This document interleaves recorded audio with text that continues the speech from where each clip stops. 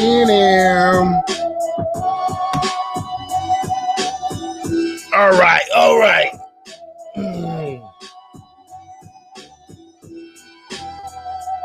Let's see. Voodoo. All righty, man. What's up? How's everybody doing? I hope you guys are doing well. It is Reality Check Virtual Radio right here, back on Periscope, YouTube, motherfucking Haps, Facebook, anywhere else you can find me, Instagram, Twitter, I don't know. But y'all gonna be crazy, because we got an oldie but a goodie. We got a blast from the past. And I think y'all gonna be really happy to see who the fuck is here today. Jesus Christ. So if you don't know, now you know. Check this out. Mystery guest.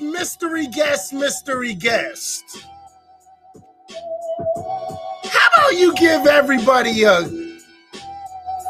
really quick hint about who the hell this could be? Let's see. What's good? Oh shit! Wait! Hold on. Who is that? Say that again. Who is that? What's good? Oh shit! We already got someone. Oh shit! Doing the 1, 2, 3 already knows what it is. Miss motherfucking Petty fucking Idol's in the fucking house. Fuck all you sons of bitches and suck my dick. Okay? What's up with it, Petty Idol? How you doing, beautiful? Chilling. Looking at all the white people act a complete ass in our nation's capital in the year of our good Lord 2021. In the year of our good Magic Sky Daddy 2021. Right. Oh Lord. Yeah. I already feel you. I totally understand. So, man, where the fuck have you been? Because according to rumors, you can't stand a nigga. Rumors, huh? According to the rumors, you can't stand the nigga. Well, you know, that both things can be true. You know that, right? I mean, it could be true. It could. I mean, it's not, but it could be. It's not, but both things could be true. I'm just saying. It could. Man, it could. Look, I ain't saying shit. So check this out, everybody. If you don't know who the fuck this is the fucking original crew right here. This is the original crew of Reality Check Virtual Radio right here. This is the original crew. It's always been me and Petty, my girl, my baby, my lover, my wifey, the woman that's gonna hold my children's. All of that. You know what I mean? All of that.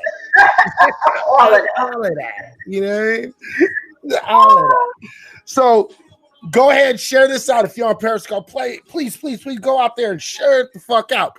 If you're on YouTube, man, share this shit the fuck out. Give me a like. Make sure this, touches the algorithm a little bit. If you're on Twitter, you know what I mean?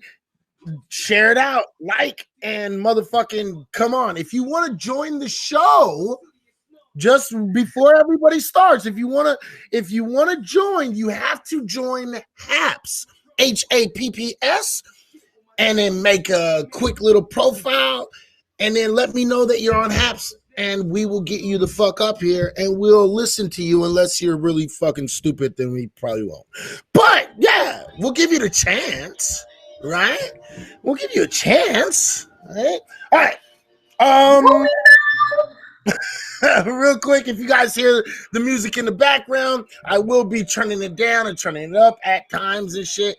It's Lace 434. Go check out your boy Lace 434 on YouTube, on Instagram. You already know what it is. Make sure if you fuck with music, you fuck with my boy because he make the tightest beats. You know what I mean? It is what it is. You know what I mean? Love him to death. This guy is a motherfucking genius when it comes to this beat making shit right here. Okay? All right.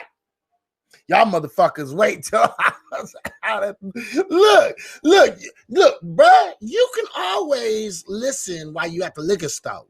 Okay, all you gotta do is come on the fuck back and leave the liquor store, and you more than welcome to jump in here. Tony has been one of my day ones on Haps. He's been a loyal dude. I love this dude, and I appreciate, you know what I mean? Not no homo. But I appreciate you for introducing me and Tony, because Tony has been a loyal dude, man. I really do appreciate him. So, Petty, I appreciate you for introducing. Yeah, I mean, I have to pass that thanks on to my sister, because actually he and my sister are good friends.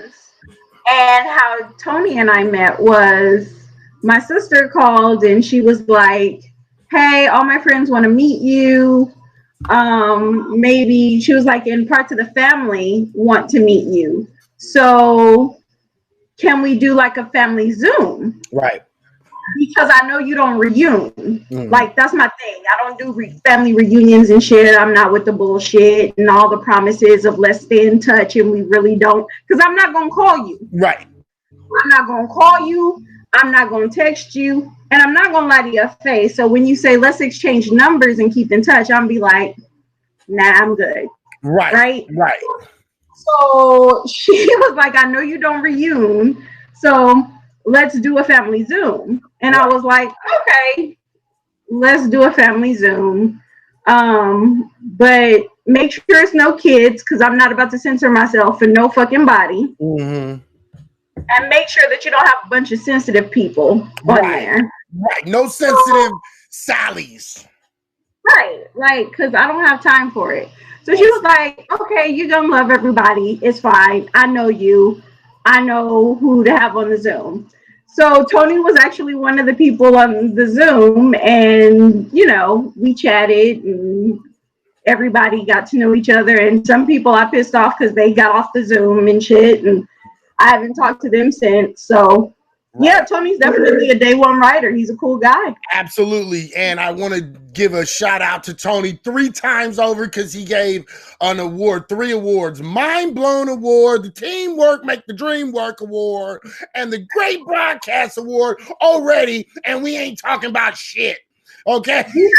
Really not. You know what I mean? I'm just sipping my water and minding my business. You know what I mean? So let's hey, and Tony, when you get home, you're more than welcome to come up. You already know what it is, bro. You're already on here, and you're always welcome on my show. So let's talk about some shit that's going on, because that's what we do.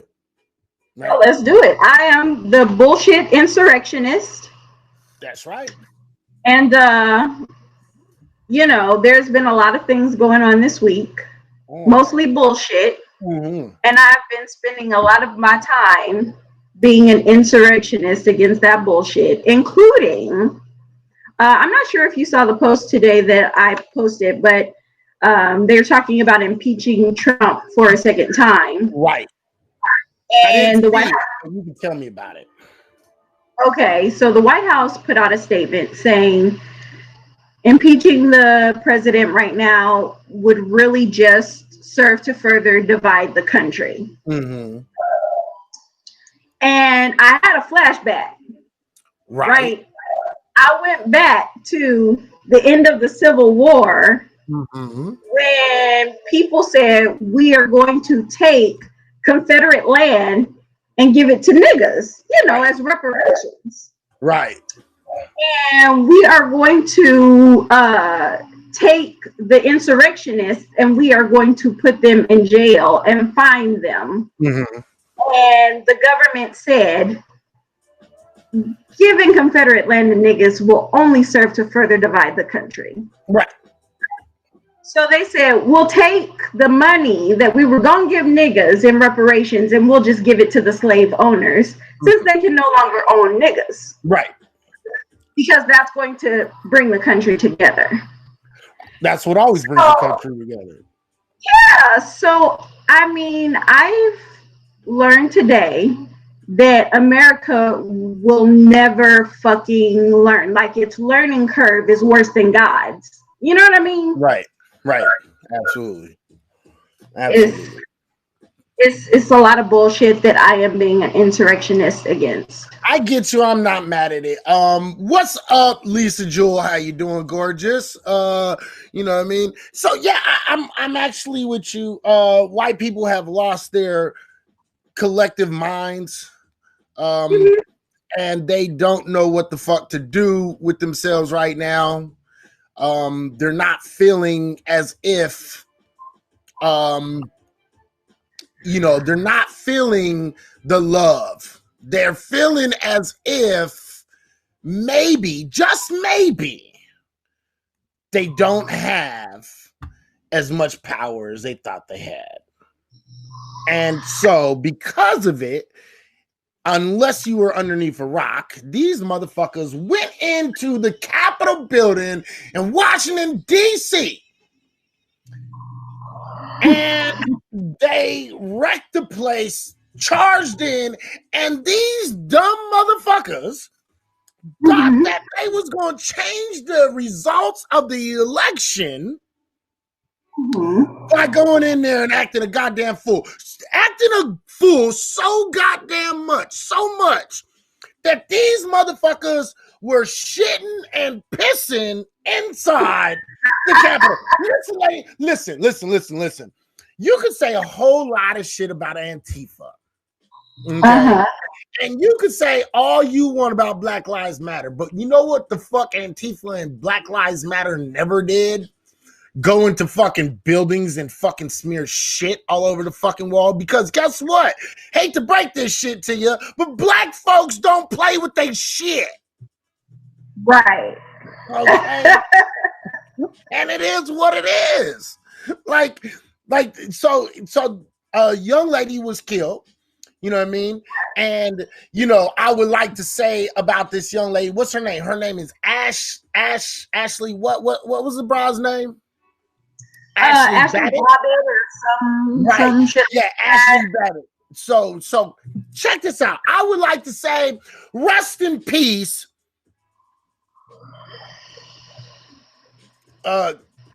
George Floyd. And Breonna Taylor. So yeah.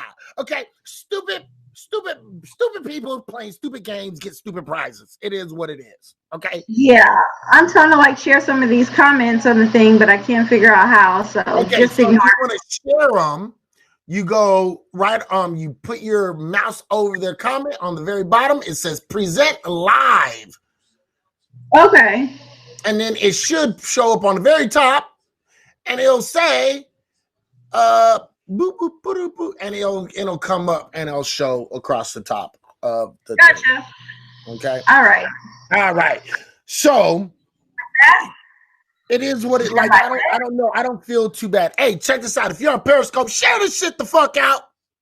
Thank you. I appreciate it. A share ain't hurting your feelings. You ain't giving a nigga nothing. So at least give a nigga a share. All right. Right. All right. So yeah. So how you feel about this whole insurrection shit? How you feel about this situation at the Capitol? Because I personally think it's tantamount to sedition and treason in a very large way. What do you think? I mean, are you differ or what? No, I mean, and that's exactly what they were doing. They were being treasonous. They were literally carrying the flag of treasonous people. They were carrying a Confederate flag. The first fucking treasonous people against America. They were carrying their flag through the Capitol building, waving it around, like a limp dick. And I mean, there's really not much to unpack really it is. about what happened. Yeah. I think that the thing to unpack is sort of the impact that it had on Black people, seeing white folks storm the Capitol and police officers taking selfies. The National Guard wasn't called in. Listen, I clocked in early to see white folks get their ass whooped and maced, and for them to shoot like rubber bullets directly into their faces. I clocked in. I woke up, got into the shower, brushed my teeth, oiled my fro, and I sat square in front of my television, waiting for the mayhem to start. And then I noticed that they start clearing the Capitol with no flashbangs, really, no baton usage, no rubber bullets. And I felt such a sense of disappointment that there was no display of brutality against white bodies like there is. And people died. Like they had planted bombs and they have brought guns. And I clocked in and didn't even get paid. And I feel very disappointed. And I think that that's a collective feeling as niggas in America of what we saw that day. Just in awe, not that it happened, but in awe that we were not given the show that we get with Black people. Yeah, that movie definitely got 2 thumbs down from me. Yeah. 2 fucking thumbs down. That shit was terrible. Probably the worst show that I've seen in a long time. I mean, even like Iron Man 3 and Iron Man 4 was better than that shit. That shit, are you serious? Look, at the end of the day, that was quite literally a presentation of what does white privilege look like. Oh, there you go. That was quite literally what it is. That's what the name of the movie should have been. Yeah, white privilege 2.0. Right.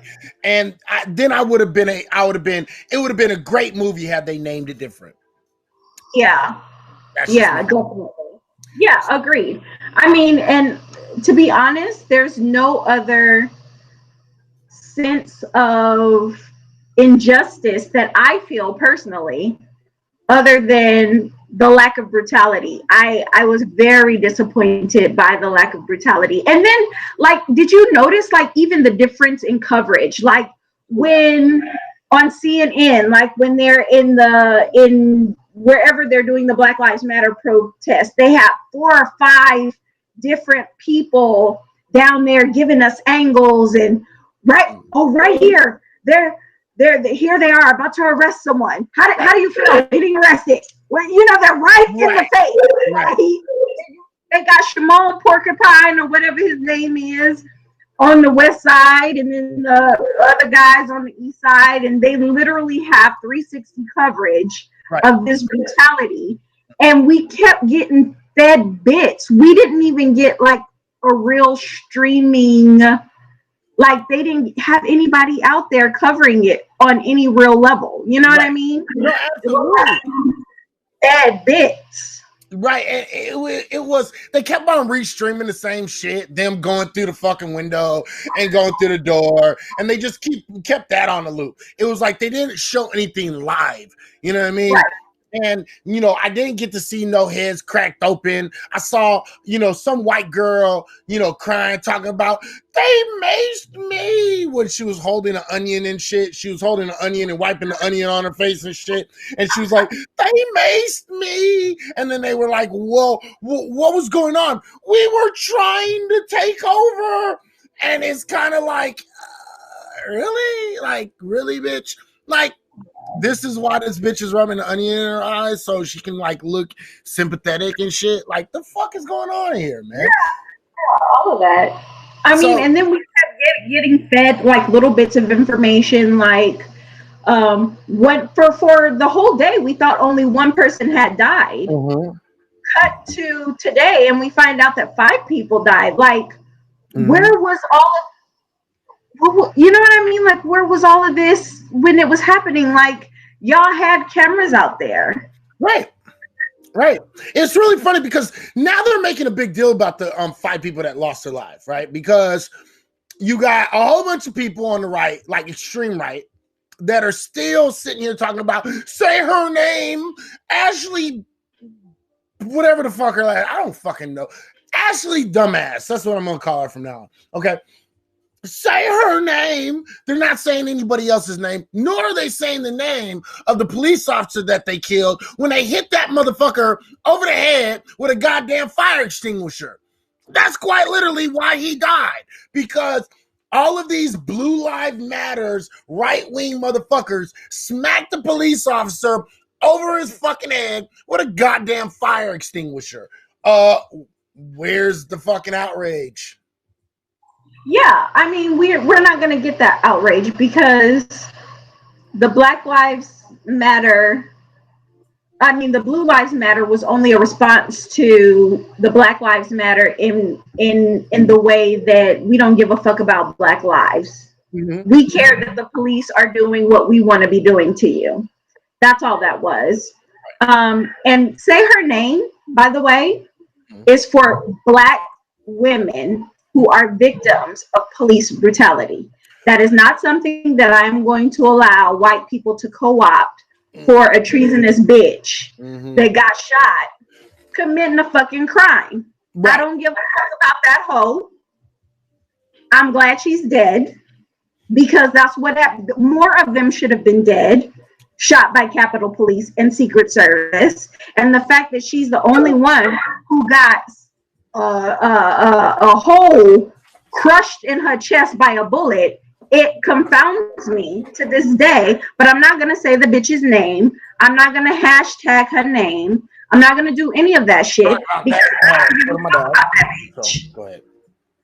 I don't give a fuck about her history. I don't give a fuck about her life. I don't give a fuck about her husband and who is left behind to grieve her. I don't give a fuck about any of that. Equally. Yeah, I don't find it to be significant enough for me to like really lose my mind. I mean, this is a woman who supposedly had 14 years in the military, and you train and you train and you train in the military, and mistakes happen. Right. And unfortunately, during this mistake, she lost her life. Life's a bitch. Oh well, bitch. Look, don't be breaking windows into the place where they're protecting all of the fucking Senate and the motherfucking House and whoever the fuck was in there. What did you think was going to happen? What, you thought you was going to break that window and nothing was going to happen? Right. So this is my question. You get back. And then you go ahead. Did you watch the video? Yeah, I watched the video. Okay. So who are those people on the side of her that looked like they were the police, and after they shot her, they were like, back up. And so apparently the Capitol Police shot her. Yes. So these rogue people with guns are backing up the Capitol Police, and they fucking complied. Well, I don't know if you saw the guns. What's up, Wiggy? How you doing? I don't know if you saw, but in that video, some of these protesters, these seditionists, felt the need to walk in there with their assault rifles. And that's why the police were backing up, because the police had handguns. Yeah. They put up their assault rifles. They had to get a better area for cover. It was clear that they were doing what they had to do in order to stay, in a safe position. Later on, they came in with SWAT a little bit later. But, at the end of the day, these people were idiots anyway. They ran in there. They went out of their way in order to just, try to impose their will. And, and to be quite honest, the police and the Capitol Police allowed them to. You know what I mean? It wasn't until they started putting other white people in danger that the Capitol Police actually stood up and did something. Right. That's where they crossed the fucking line. When they were hurting other white people, that's when they were like, hey, you can't do that. Oh, right. You gotta go. That Come bitch on. gotta go. You know what I mean? Yeah, Don't be climbing through windows like a fucking animal. Yeah, and it's just crazy. But she got popped in the chest. They crushed a hole in that bitch's chest, as they should have. And I care about her very, very equally to the amount that I care of white people overdosing on opioids. Equal care to me. Right. Totally. Yeah. Yeah. I look at stupid fucking play stupid games, get stupid prizes. I don't really give two shits. I don't feel bad. A lot of people are like, oh, this woman did so much in her life. She's done more in her life than you've ever done in your life. Problem is, that bitch didn't know how to get the fuck away from a motherfucking goddamn fucking bullet. So she didn't do enough in her life, because not only am I older than her, I came from the hood, but I know when a motherfucker pulls out a gun, guess what I do know? I know to get the fuck down, duck, run away, start running in motherfucking curves. I know how to get the fuck not shot. That's what I do know. What's up? What up? You are so rude. How you doing, Malika? How you doing? Pastor, how you doing, brother? Yeah, and at the end of the day, look, I don't care. You can say, oh, that's fucked up, bro. That's fucked up. Listen, I don't wish death on nobody, okay? But if I was sitting here, like, yeah, cop, shoot me, bitch. Go ahead, bitch, and climbing through his door or his window on his cop car, and that motherfucker would have shot me. You know what you motherfuckers would be saying right now? Oh, he was dumb. He was stupid. Why would he ever do no shit like that? Right? Y'all wouldn't have no sympathy for me. Y'all be like, that nigga must have been high.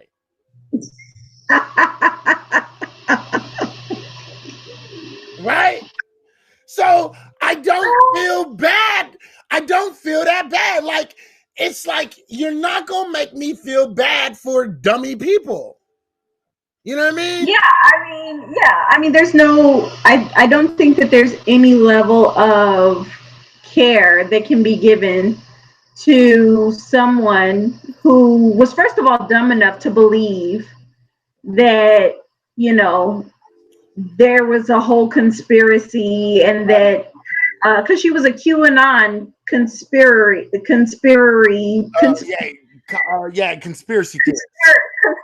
theorist. Thank you. Right. Lost my ability to speak. I had a stroke for a minute, but I'm back. Right. But yeah, she believed that the government is controlled by Satan worshipers that drink children's blood to stay powerful. And bitch. Yeah, and it's just like, if you're believing that people are really worshiping, and believing it from a standpoint that Christianity is more sound, right? You know what I mean? Like, Christianity is good, Satan is bad. Like, they both have their ills. So if you are believing shit like that enough to where you're going to storm a Capitol building and try to overthrow a democratically elected president, then the world is probably a better place without you. Right. I mean, bring you in. Okay, I got you, Tony. Yeah. So the thing is like, at the end of the day, look, she got exactly what she wanted. You know what I mean? She wanted to be a martyr. So now she's a martyr. That's what she got. Right. Yeah. You got what you think this is 40 virgins right now? Right. It's like you said, I am ready to lay down my life because I believe they are eating fucking babies and drinking their fucking blood. and I will fight to the death. And guess what you got, Negro? You look here, Miss Whitey White. You thought your fucking white feminist fucking white privilege was gonna get you out of there safe. Unfortunately, Mr. fucking Leg said otherwise. Life's a bitch. Oh well. But guess who's her God now? That hole that crushed in her motherfucking chest. That's what she's right the fuck now. But do you think that she's fucking 40 virgins? Because that's a lot on the table. You got to hold. Go ahead and get up here now before y'all started that shit. This is what I wanted to get. I'm trying to get up here. Tony, talk to us, man. Talk to us. What's up? I'm chilling. How you doing, Petty? What's up, bro?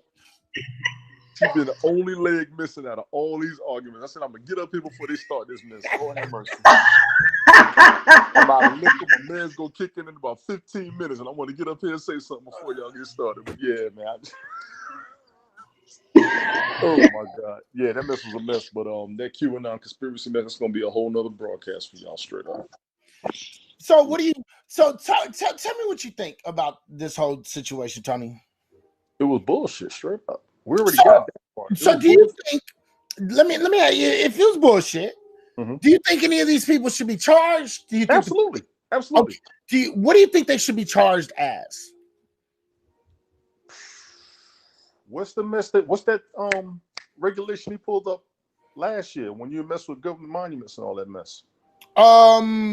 I forgot the name of it. You're supposed to get 10 years for defacing monuments and all that. You said they defecated and pissed on everything? Yeah, they were pissed on everything too. Yeah. Basically, and I was thinking about that yesterday. You trying to fill up the jails, there you go right there. Right. There's half of them right there. I'm not going to lie. I think they all should be charged with sedition. And Brooklyn, thank you for that. I appreciate that, brother. Appreciate it. I think they should all be charged with sedition. And I think every single person who went into the fucking Capitol should be charged with sedition. They're supposed to be. That's what I question. They're supposed to be. Y'all walked in there. Y'all walked in the House of Representatives, went on the floor, went through everybody's offices. Come on. And as far as the Capitol Police, I don't even know. See, you had a situation right there where they didn't have enough law enforcement for that crowd.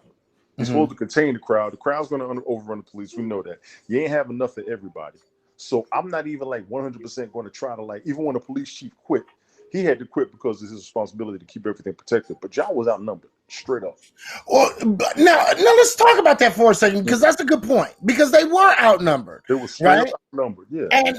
But do you think that they did enough? Because there was enough warning. Like, let's not sit here and act like there wasn't enough warning. Like, they were all over social media talking about, we're going to take it over and all this other shit. There was clearly enough warning. They could have had National Guard out there. They were able to do it at the Lincoln fucking Monument. Right. Okay? Right. So if they were able to get motherfuckers in full riot gear, full tactical gear to the Lincoln Monument, and this is the fucking Capitol, do you think that they should have already had something prepared or what? Absolutely. Easily. But you also got to realize, because they said this on 9/11, they get over 150 threats a day everywhere. They really do. Most of the monuments, most places in D.C., they get threats all the time. But you have a situation right now where your weakness was shown, where you're not prepared for anything that comes along the way. Yeah, but I don't, because here's the thing. We know Donald Trump, he told the National Guard, don't worry about going over there. Right. They had enough information where even if, let's say they do get a lot of threats, right? Mm-hmm. Because they knew it was the confirmation, right, of President-elect Biden, right? Don't you think they should have, like, at least had a plan B? Yes, absolutely. Okay. See, then I don't believe that there's like this. There is an ability to like say, well, they were overran. Like, yeah, I don't know about that. And then I saw the videos where the police were quite literally saying, "Yeah, come on." Yeah, they really screwed up there. But I will tell you this, because I did work up there for about a year. That crowd, I don't think they was going to be able to contain them. No, and I was up there military. You're going to have military all over the place. You're going to have plenty of people over there, but you didn't have enough for that crowd. But this is what I'm saying. The tear gas should have gone off. All that mess. The tanks they should have had. I will be honest. If you knew something like that was coming, and me going into my military mindset, you would have had a whole lot more out there than what you did, and that's where your it should have been. Hold on, but they didn't need to have any other intel other than the fact that the president was going to be speaking to a large crowd. Okay. Just that fact alone, they should have had way more security out there than they did. Because there was a rally. This wasn't like some sneak attack where all of these motherfuckers just showed up. Right. They were there for a rally where they were getting hyped up. So just the fact that you have, for the whole year of 2020, in the year of our Lord and Black Jesus, where every time you had motherfucking Trump supporters out at rallies, you had Black Lives Matter counter protesters, and vice versa. There's no way that event should not have had maximum security. Agreed. And I do not think it was maximum security. I do agree. I do not think they had maximum security. No. Right. I can't disagree with you either. You know what I mean? They did not have maximum security. No. What's so funny to me is this police officer. His name is Brian Sicknick. Okay, first off, that is one funky ass name, Sicknick. Okay. I went to Freaknik in 98 or 99. I was there in 96. I was there in 96 too. I probably I was there taking pictures. You know? Yeah, no bullshit, bro. Like no bullshit. I probably saw you. See, I was like one of the few light skinned niggas over there. Okay. I was one of the other ones out there. All right, listen. Brian Sicknick, not only was he a police officer, okay, that was hit over the head by these so-called Trump supporters, these so-called, thank you, Wigga, for that Happy New Year award.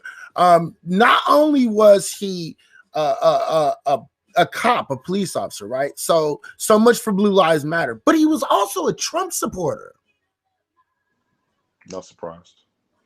This dude was a Trump supporter. Think about this shit for a second. Okay. They killed a fellow Trump supporter who was a fucking cop. And they're trying to make excuses for this shit. Not so much so that they're going out of their way, okay? And I'm going to bring up his picture real quick. I'm going to bring up. This is warned of a possible second attack on the Capitol on the 17th. Right, that's what they're talking about. And this is Brian in the far right corner. If you guys see it, it's my right. Maybe I don't know what it is. I can't, but you good. I can't. I'll watch it later. But this is here. I'll put it right here. I'll put it in the front.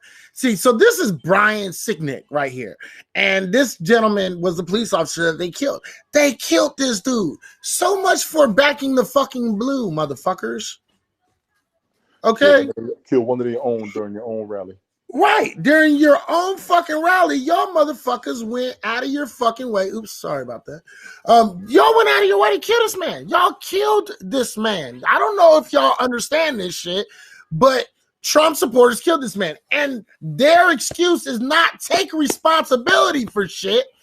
Their excuse is, well, it was Antifa. They were dressed up as us, like us, and they were acting like they were us, and it was totally Antifa. And I just want to put it out there that no, it wasn't Antifa, and y'all need to stop with that bullshit because it wasn't. And here's the fact check to prove it. You better fucking there is zero evidence that it was Antifa. You know what? No, I'm gonna say that one for later. I'm gonna say that one for later. No, you just say it now. Go ahead, Tony. Go ahead.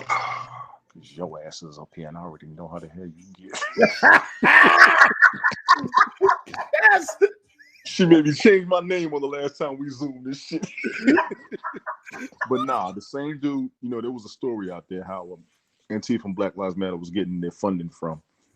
And I was thinking about that as well because when it says Antifa and BLM and all that, you got to look at where it's from and everything go back to Soros. And like I said, I ain't want to go there yet because I ain't looking to it all the way yet. Right. They're always trying to blame Soros for that shit. And you know, like y'all really need to stop. That shit is so outdated and old and played the fuck out. Oh no, they got proof. They got solid. I watched a video on that mess a few months ago. I need to find it.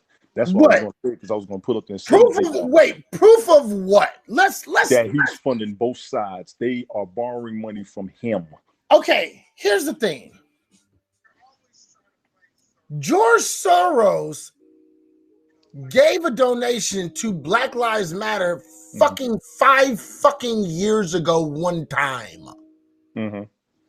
He gave other fucking right-wing groups that he was affiliated with money like one time. He's giving everybody money. Right. Everybody. Right. So what the fuck does this have to do with fucking George? What the fuck does this have to do with George fucking Soros? I know, because I watched a little bio on him. I was like, okay, he's just a dude that doesn't give a fuck. I got that part. He got the money somebody needed. He gives it to him. That's it. And that's pretty much all it is from what I saw. But they were like, he's a dirty dude. He got a dirty history. He's okay. And so I want you to name me one person. Right. Didn't I tell you she was? I knew she was coming. No. I knew it. Damn. No, Tony. From one nigga to a very good black man.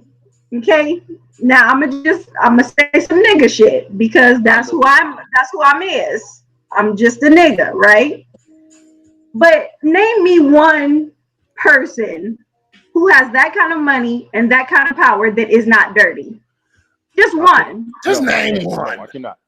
Okay. See, so why are we acting as if something special about this dude? I don't know why they are, but they are pointing a lot of fingers in his direction. The same way they point like the Rockefellers and the Rothschilds and all that shit. You know what I'm saying? I get it, but yeah, you know why they do that though? To keep you from looking at the very real fact, right? That all of these motherfuckers working together to make sure that all of us motherfuckers are fighting against each other, so that all of them motherfuckers can stay in power. Right. Got that. I got that.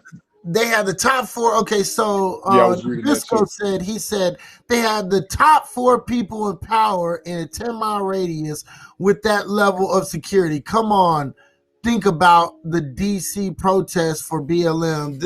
This is ridiculous. I don't argue with that, bro. At all. I don't argue with that by no stretch of the imagination, bro. But let's just be real about it, man.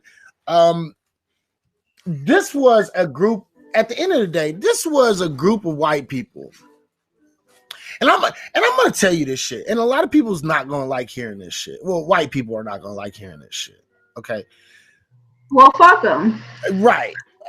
White people. This was nothing more. This situation that happened at the Capitol was nothing more than white people asserting their white power, their whites fucking privilege, their white supremacy as thinking selves, saying, I don't like this and I want to change it now because it didn't work out the way I wanted it to work out.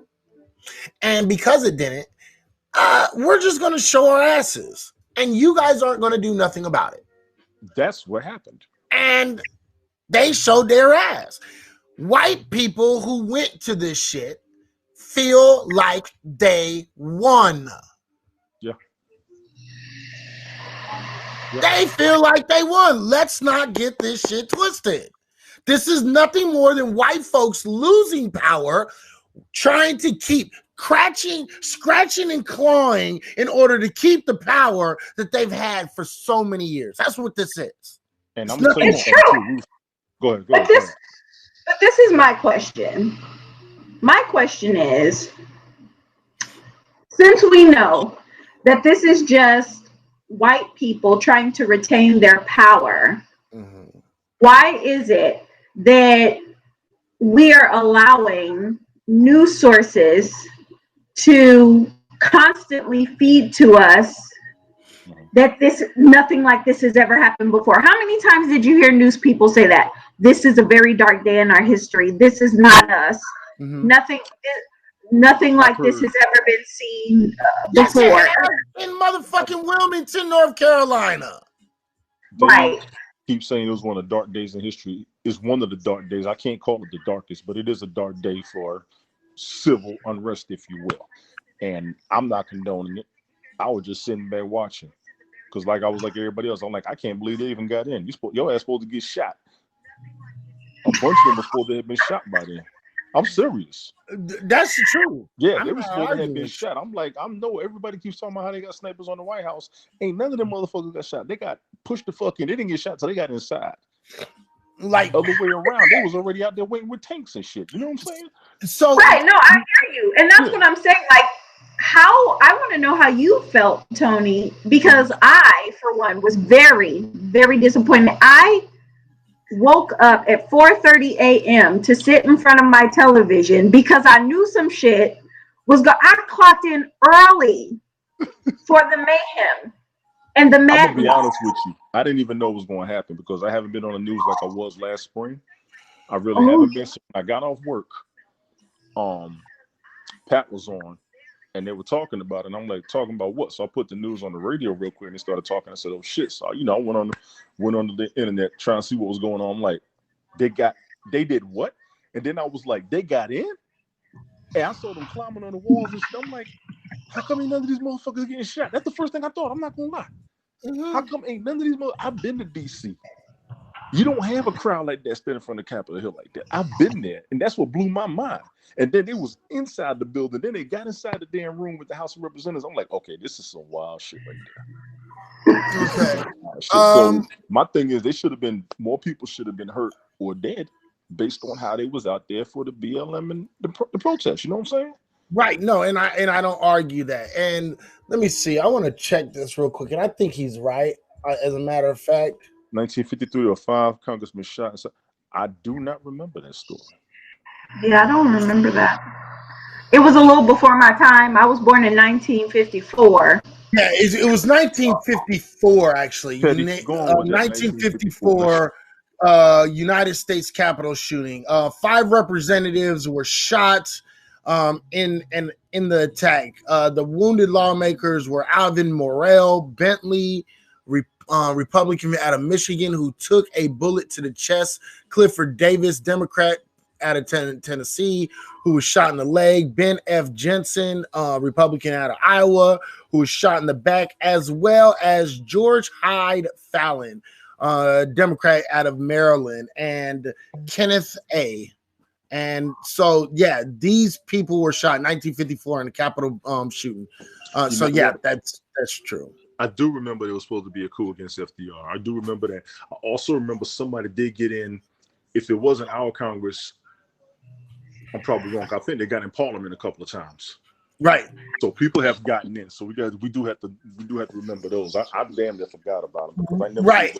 This has happened, but you got to remember just earlier this year. See, here's my problem. My biggest issue was earlier this year we had 5 or 10 white supremacists who were going to go into some state representative office, and they were planning to kidnap her and hold her. Gretchen Whitmer from Michigan. Michigan, that's her. That's where it's from, right? Yeah, up there in Michigan. Yeah. Right. Not only that, right? But here's what I'm talking about. People don't be paying attention to shit, right? Because just earlier this year, there was this fucking fool, a former Marine who was also linked to a terror plot against U.S. infrastructure, water, power, and motherfucker. So, again, we have his name is Nicholas Tyndale, okay? And we've had this happen over and over and over and over and over. So the fact of the matter, when people sit here and say that this stuff doesn't happen, yes, it fucking does. It happens, and it happens a lot. Yeah, and it not only happens, but it happens under the cover of white gays. You know what I mean? Because there's always an excuse for why, or there's always a reason why, or there's always a mental issue, right? He was, absolutely, disturbed, or, so all of these acts of sedition can happen, and you get that white pass. Oh, he was just this. I mean, listen, just on Christmas Day, I do believe, a white man blew up entire downtown, what was it, Tennessee? Nashville, Tennessee. Nashville, Tennessee. Yeah. Like, he blew it up, and people were like, well, he wasn't trying to kill anybody, he was just trying to kill himself. Bitch, stop. Okay, because I've been to motherfucking Nashville. It's a whole bunch of empty motherfucking acres with nothing but trees, that if you wanted to just kill yourself, you could have drove that little raggedy ass camper all the way out there to the middle of the motherfucking nowhere, blew yourself up, and if a white man blows himself up in the woods and nobody's there to hear it, did it fucking happen? You know what I mean?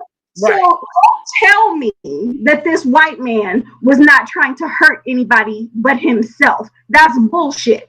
It's the shit that white gays get you, because he's white. He played music. He let people know there was like an announcement. So clearly he was trying to clear the area. No, it's clear to you, bitch, because you're white. Everything's clear to clear people. Everything is fucking clear to clear people, unless it's done by somebody who's not clear. Right. And we got to always remember this. Like, the fact of the matter is this, and I hate to break this shit to y'all. Okay? If y'all don't know, you about to know right now. White people is the number one threat to the United States in this country. They've been saying this since Oklahoma City. Yep.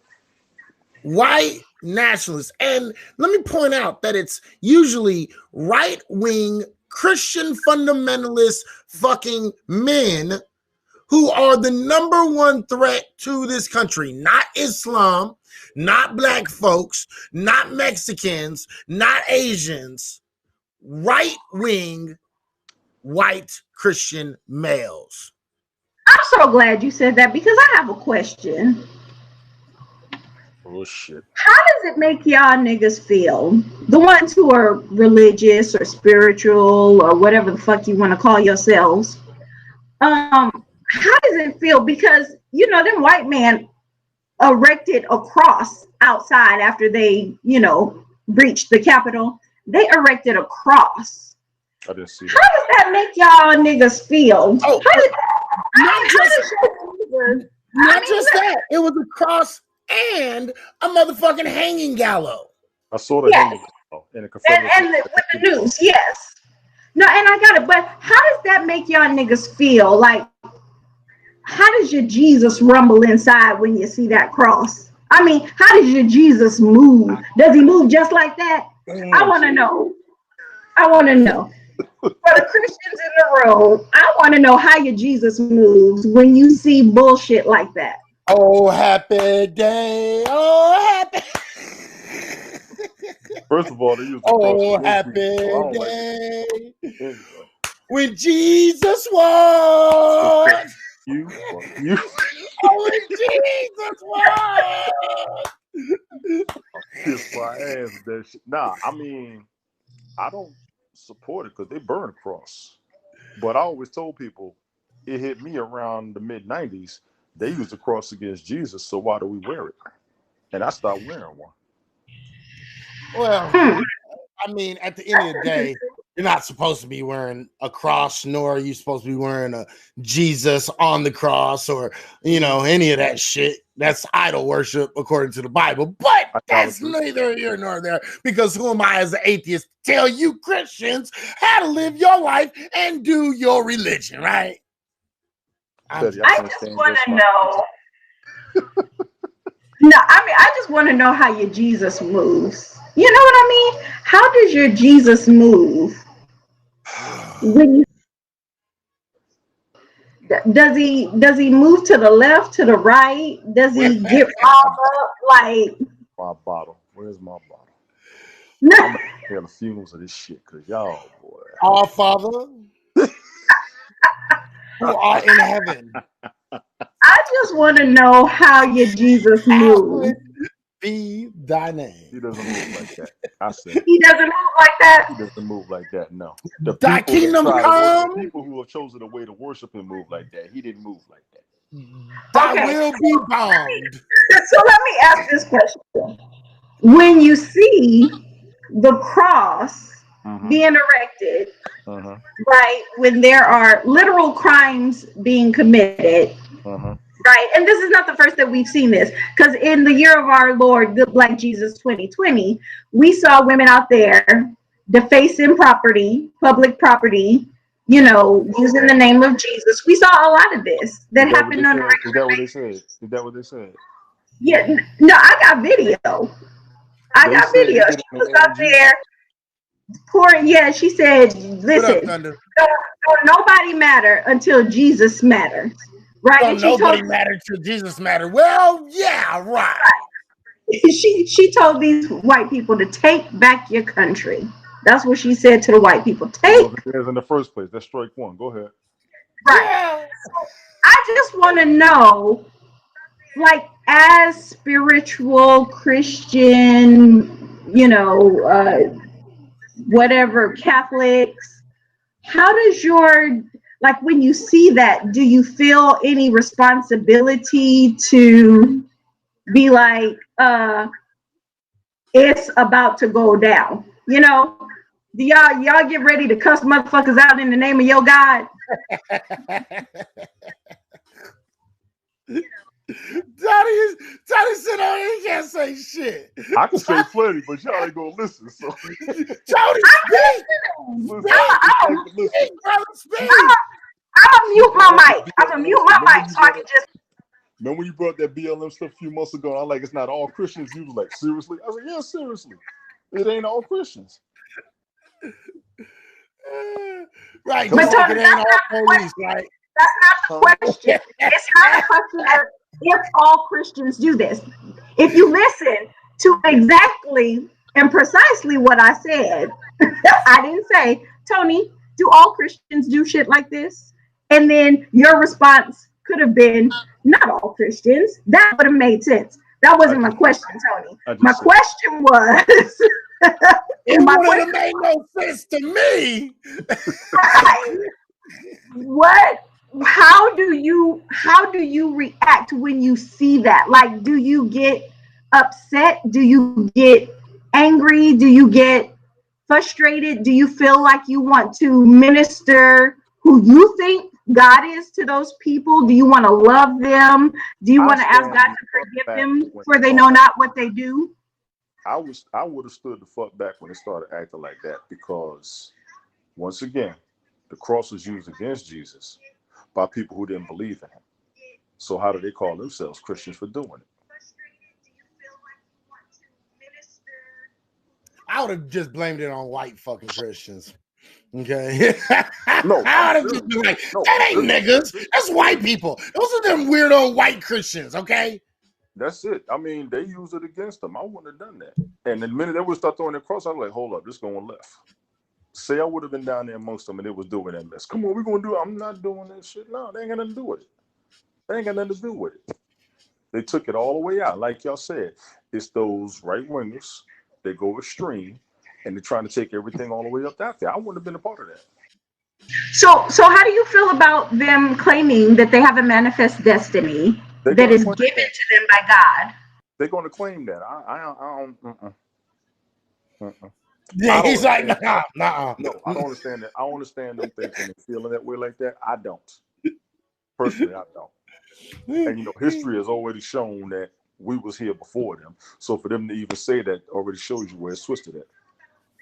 So let me get okay. So I just want to my liquor wore off. I just want to let y'all know that. So go ahead. Right. So what we're gonna say is it was pink toe Christians that did this shit. What the hell is a pink toe Christian? See, now we're gonna start. God damn it. It's white people Christians. Are you serious? I've never heard of that. No, I've never heard of that phrase. Oh yeah, pink toes is white people. Okay. Pink toes is white people because they got pink toes. Which Christians would they have been? Which Christians would they have been? I would have asked next. Yeah, I don't, anybody that claims to try to put this on any kind of like religion, the fact of the matter is I don't really honestly believe this has anything to do with religion. I think that's used as an excuse. And it's primarily used as an excuse by white people. This is one of the few times that I will actually stand up for religious people. I don't think this was about religion at all. Okay, great. So now you and I can debate because first of all, the reason why hold on, not only like general Christians, right? And primarily, if we're gonna blame this on any like specific religion, I would have to be very specific, and I would have to say it's white Christians. That's just me. So based off of that statement, go ahead. Well, I've never heard of white Christianity. Christianity is just Christianity, right? Right. No, absolutely. Yes. Okay. Yes. So we're not going to talk about white Christianity and black Christianity because there's no such thing. They already have enough sects of Christianity. Well, I mean, do you believe that white folks teach the same type of Christianity as black folks?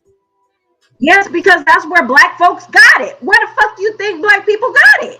I mean, but and I'm trying to make a legitimate argument, and you're making this shit hard, and I don't appreciate this. That's what you do at all, because you know what? I'm trying to give black folks a little inch of a way out, and your ass is just fucking that up. Okay. I'm not trying to fuck up your flow. I just got questions. Look, you know what? I don't appreciate. There are different sects of Christianity. That's what she's correct. That, and that's my point. Which Christians would it have been? Right, and the thing is I do. And here's the thing: yes, white folks taught black folks Christianity. Absolutely, I don't argue with that. And the only argument I would have to that is just because they taught us Christianity doesn't mean that we're practicing the same type of Christianity. Absolutely. Okay. And the thing is because the fact of the matter is, give me one difference between what you guys are taught as black Christians that's different than white Christians. Well, black Christians are taught, if they smack you in your face, you give them your other side of your face. White folks is taught if they smack you in your face in the name of God, you defend yourself. Black folks defend themselves in the name of themselves. Somebody slap you, slap them back. Fuck it. Well, I'm not saying that black folks follow that rule no more. I'm just saying. Right. That's what they teach. Agree. That's what they teach. That's what they teach. Agree. They teach peace, love, forgiveness. When a white man, because that's how white folks taught y'all Christianity. Right. And they taught themselves a different type of Christianity. Right. But what I'm saying is that no matter how you categorize it, it's all white Christianity. Yeah. If you want to get down to brass tacks, yeah. That's what you do. So we try to stay right above brass tacks. Right. Okay. Right. I mean, if you want to make valid points, then you can say that shit. But I mean, I didn't think this was a valid point session. I just thought we was.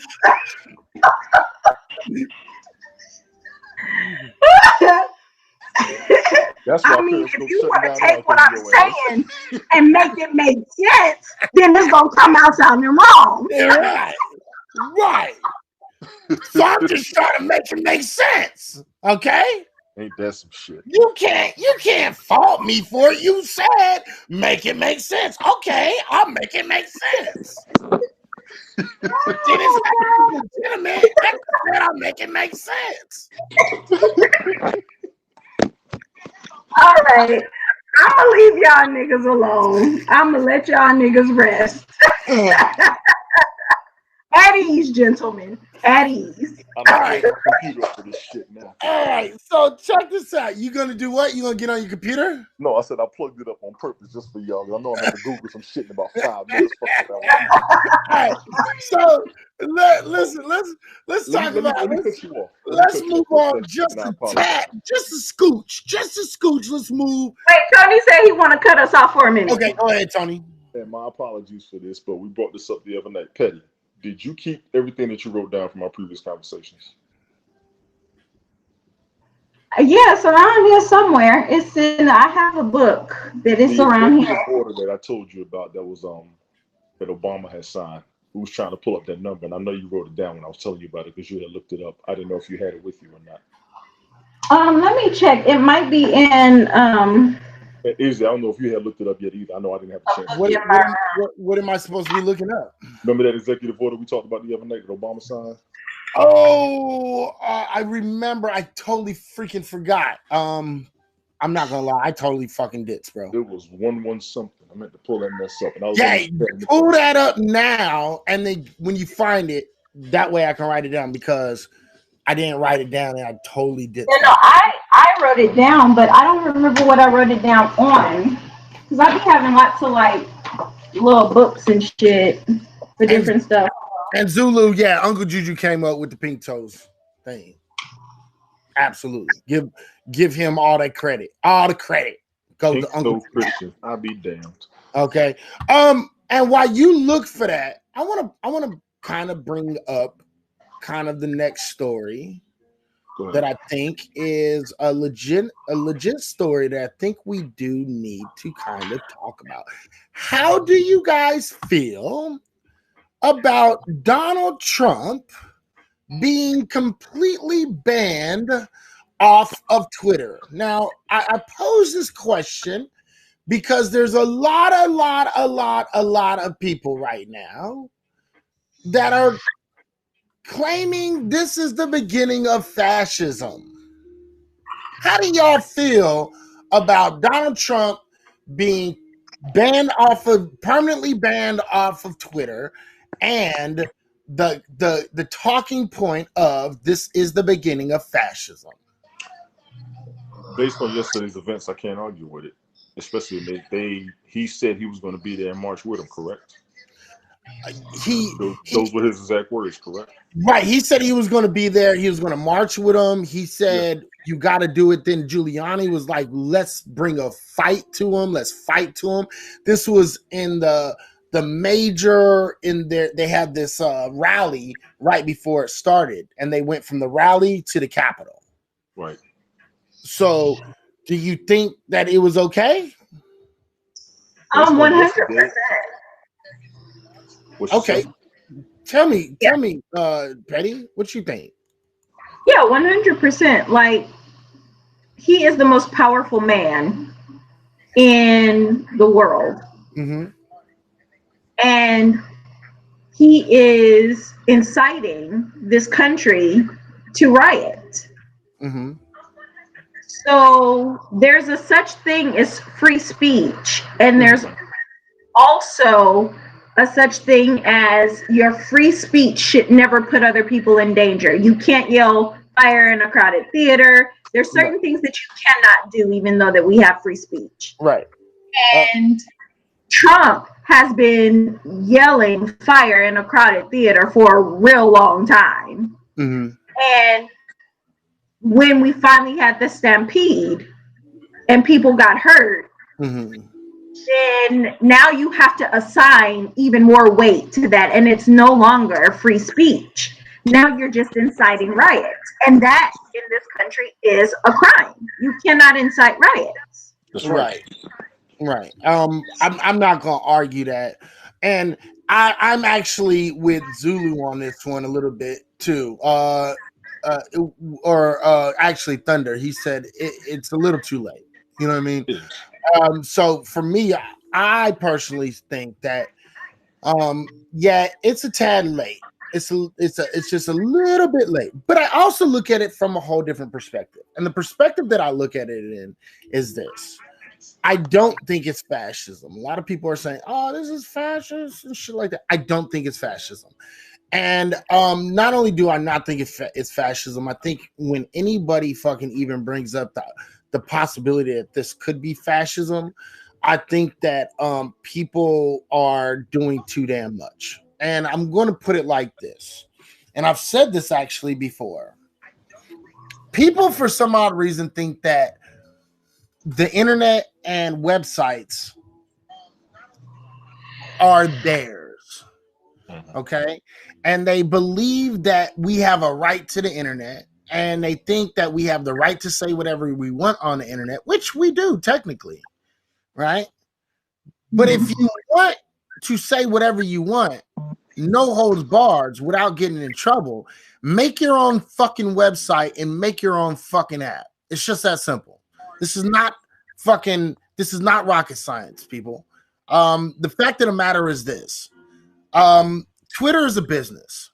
Periscope is a business. Haps is a business.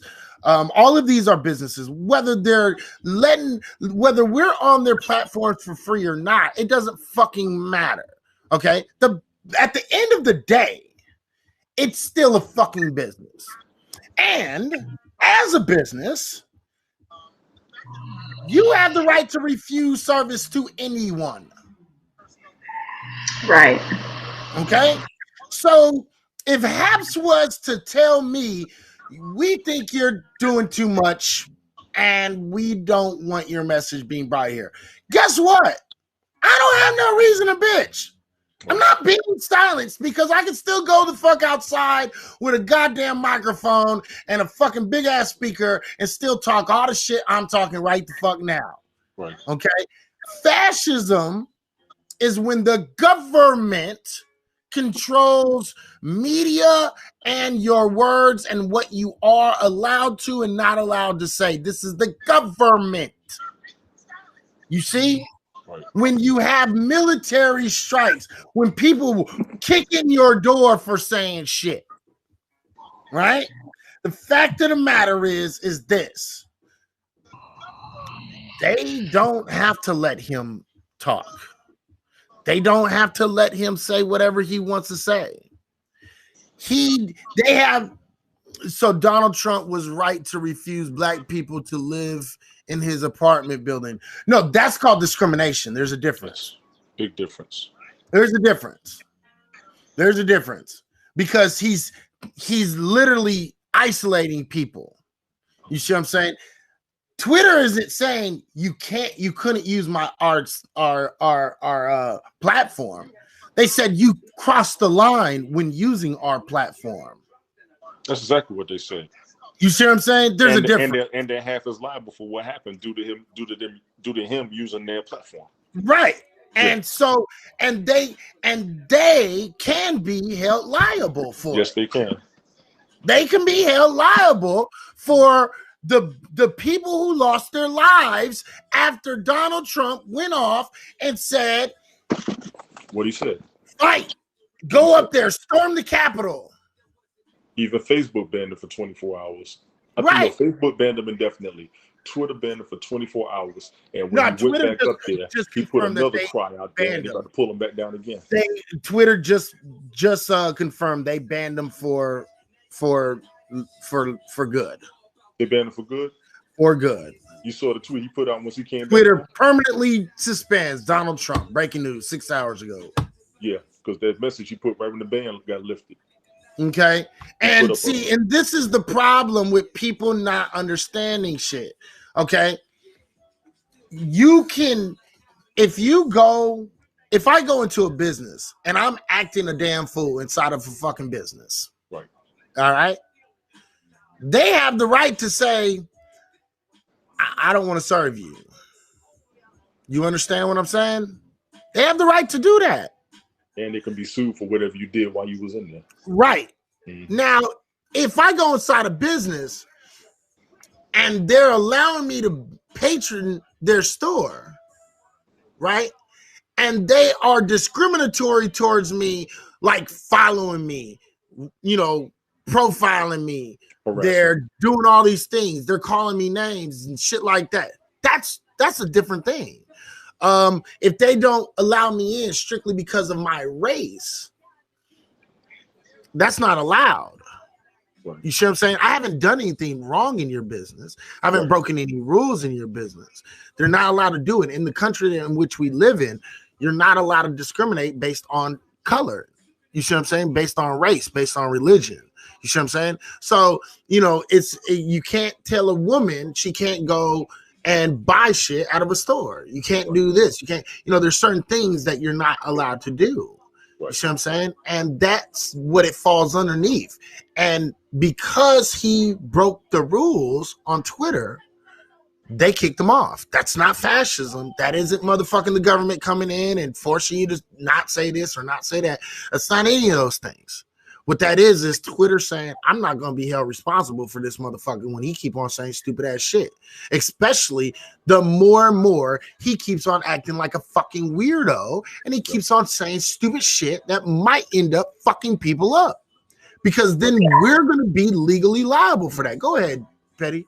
Yeah, like, and I think that nobody understood that better than Donald Trump himself, because he literally spent time lobbying to Congress to put limits on Twitter and what they can do. And, you know, he talked about banning TikTok because they, you know, troll his campaign.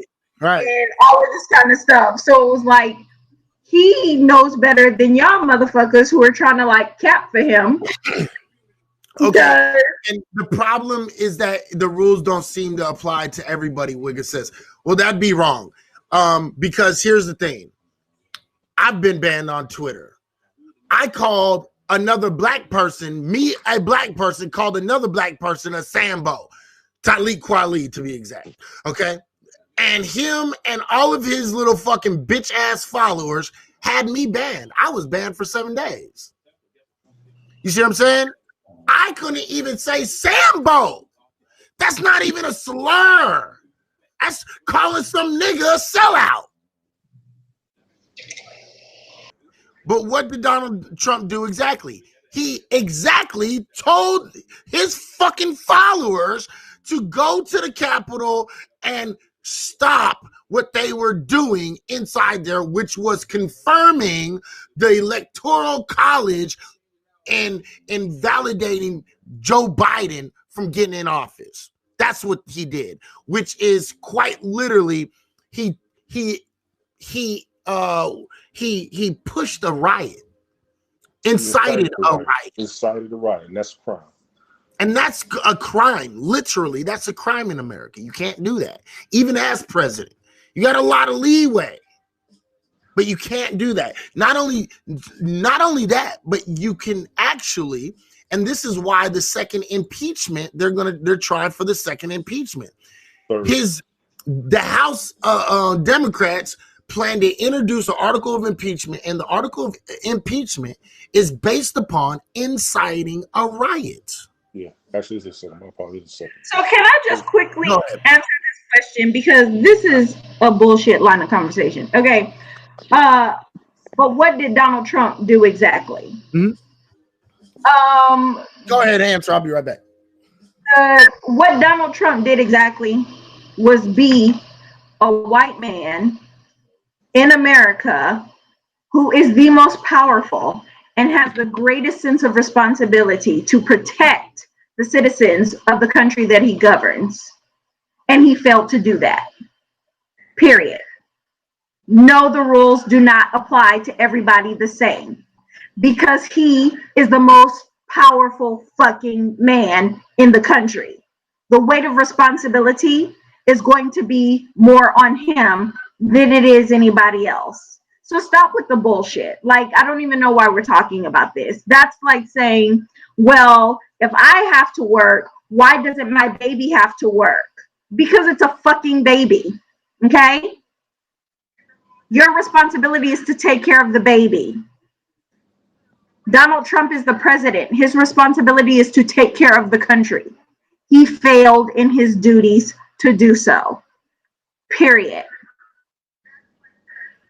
End of discussion. There's really nothing to talk about, because if you can't understand that the weight of responsibility is greater on a president who governs the most powerful country in the world, then you probably should, take some remedial classes. Spend this time not typing on HAPS, but take a remedial class, maybe in government, in U.S. government, in governing, maybe in foreign relations, U.S. foreign relations. That's what you should be spending your time doing if you're asking questions like this. What exactly did Donald Trump do?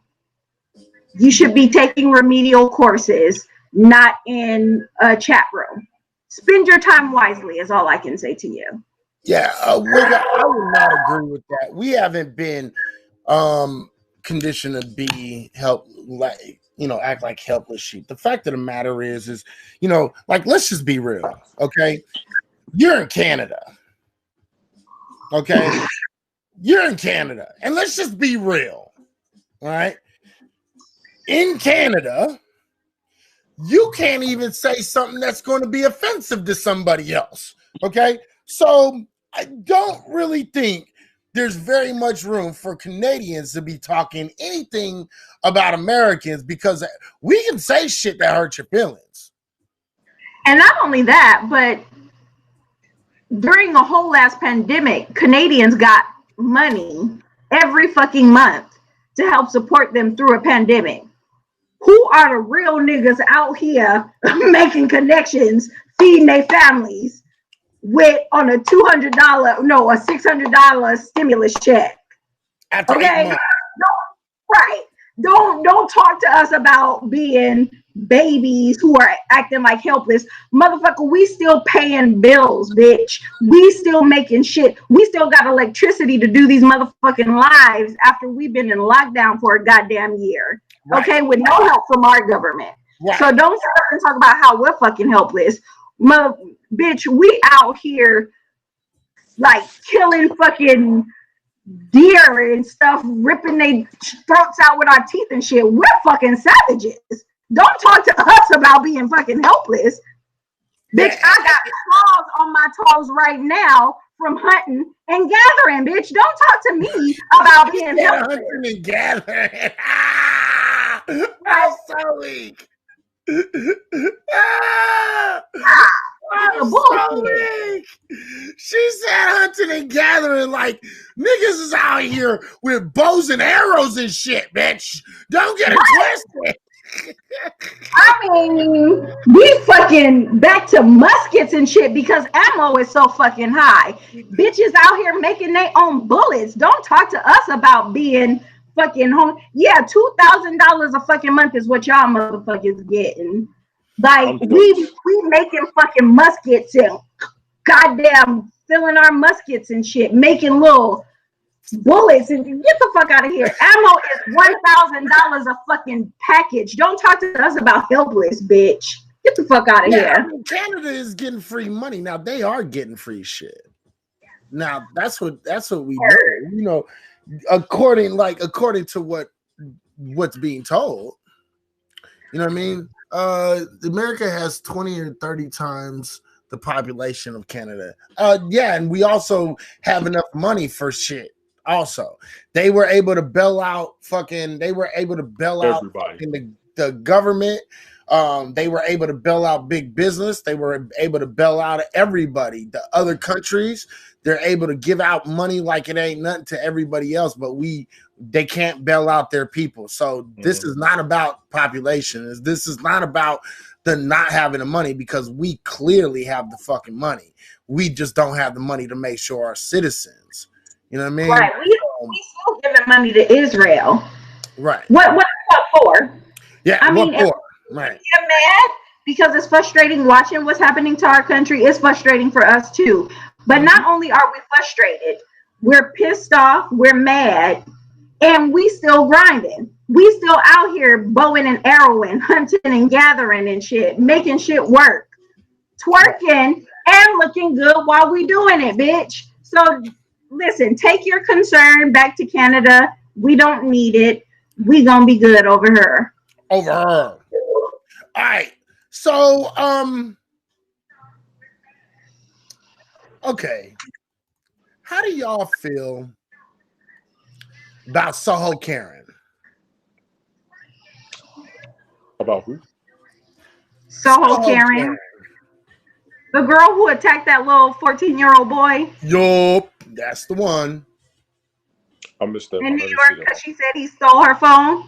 Yup, that's the one. Play the clip is. You got it. Let me look that up. I don't know nothing about I already got it. I'm gonna show you. Okay. Yeah, I didn't see it. I'm gonna show you. Because okay, and I want y'all to see. Okay, so the story is this girl, apparently from California too, went out of her way to accuse a young man of stealing her phone when he didn't steal it. Okay. She even attacked the young man, and then after she attacked him, the father dropped her ass. Okay. Well, she did an interview today. I think I saw a piece of the story. Okay, yeah. Yeah, she did an interview today, and with Gayle King. And I just want y'all to listen to this shit. We're gonna listen to it. I saw somebody posted something about that. Yeah, I want y'all to pay attention to this shit real good. Probably me. I probably posted it.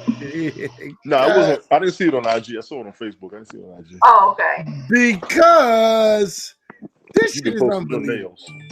Let's listen real quick. I'm wanting to mute myself real. Because you're gonna be cracking up, ain't you?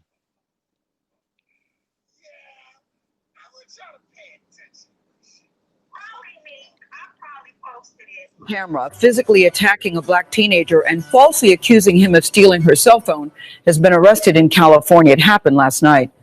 You might remember this video. Mia Ponsetto approached 14-year-old Keon Harold Jr. at a New York City hotel last month, accusing him of stealing her phone. His father, jazz musician Keon Harold, recorded the encounter and accused Ponsetto of racial profiling. We have what you see two black people. No, I'm not letting him walk away with my phone. Now, the video shows Ponsetto trying to stop the teenager from leaving the hotel lobby and then rushing toward them. Hotel surveillance video shows the 22-year-old woman tackling Keon Jr. Now, he never had the phone. It turned up several minutes later at the hotel. New York City detectives went to California yesterday to coordinate Ponsetto's arrest in connection with the confrontation. She was contacted at a traffic stop in Ventura County near Los Angeles. Officials say that police had to pull her out of the car when she refused to get out. Now, in an exclusive interview, we had just done that interview yesterday afternoon. Her lawyer spoke with us before she was arrested. They told us that NYPD had not yet contacted them.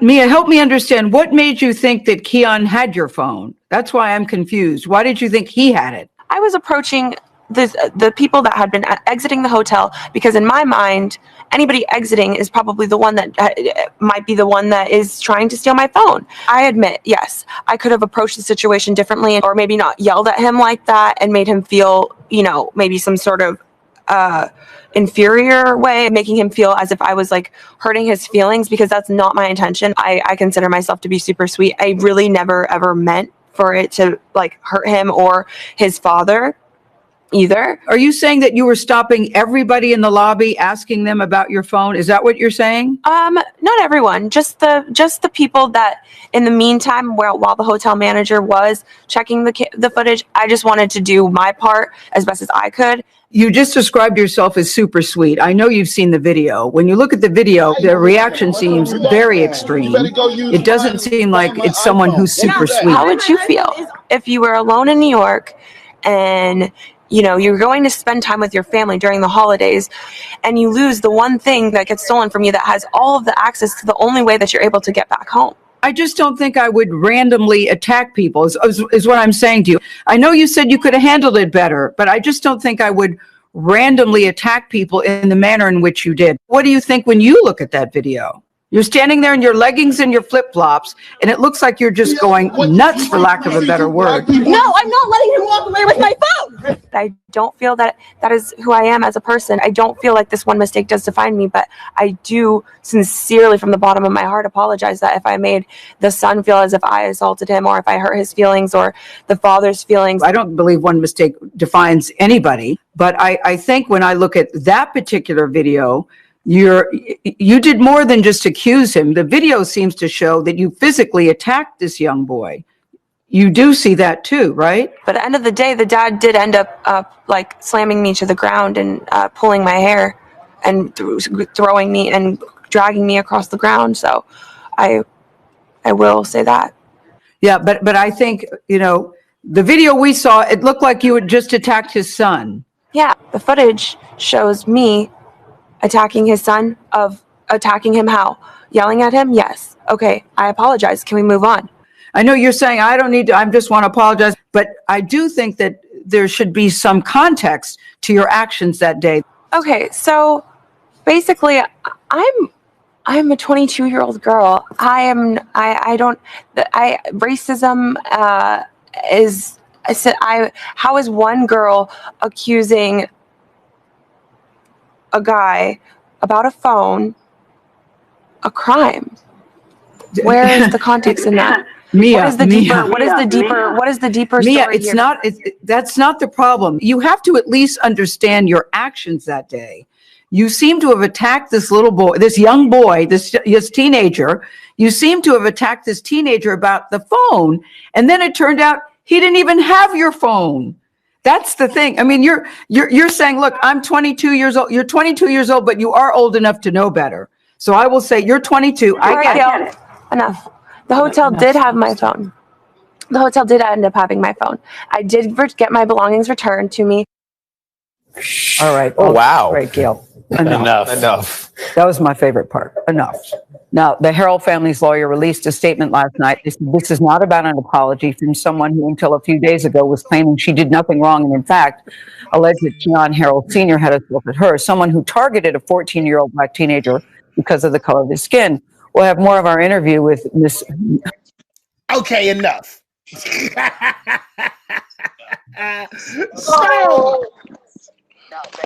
thing first. Let's talk about it, shall we? Gail King. She did nothing wrong, and in fact, I've seen some of her videos. I mean, her interviews where she's like interviewed black men or whatever. Definitely a lot more hard hitting than this. But when she said enough, Gail, that I would have beat that bitch down.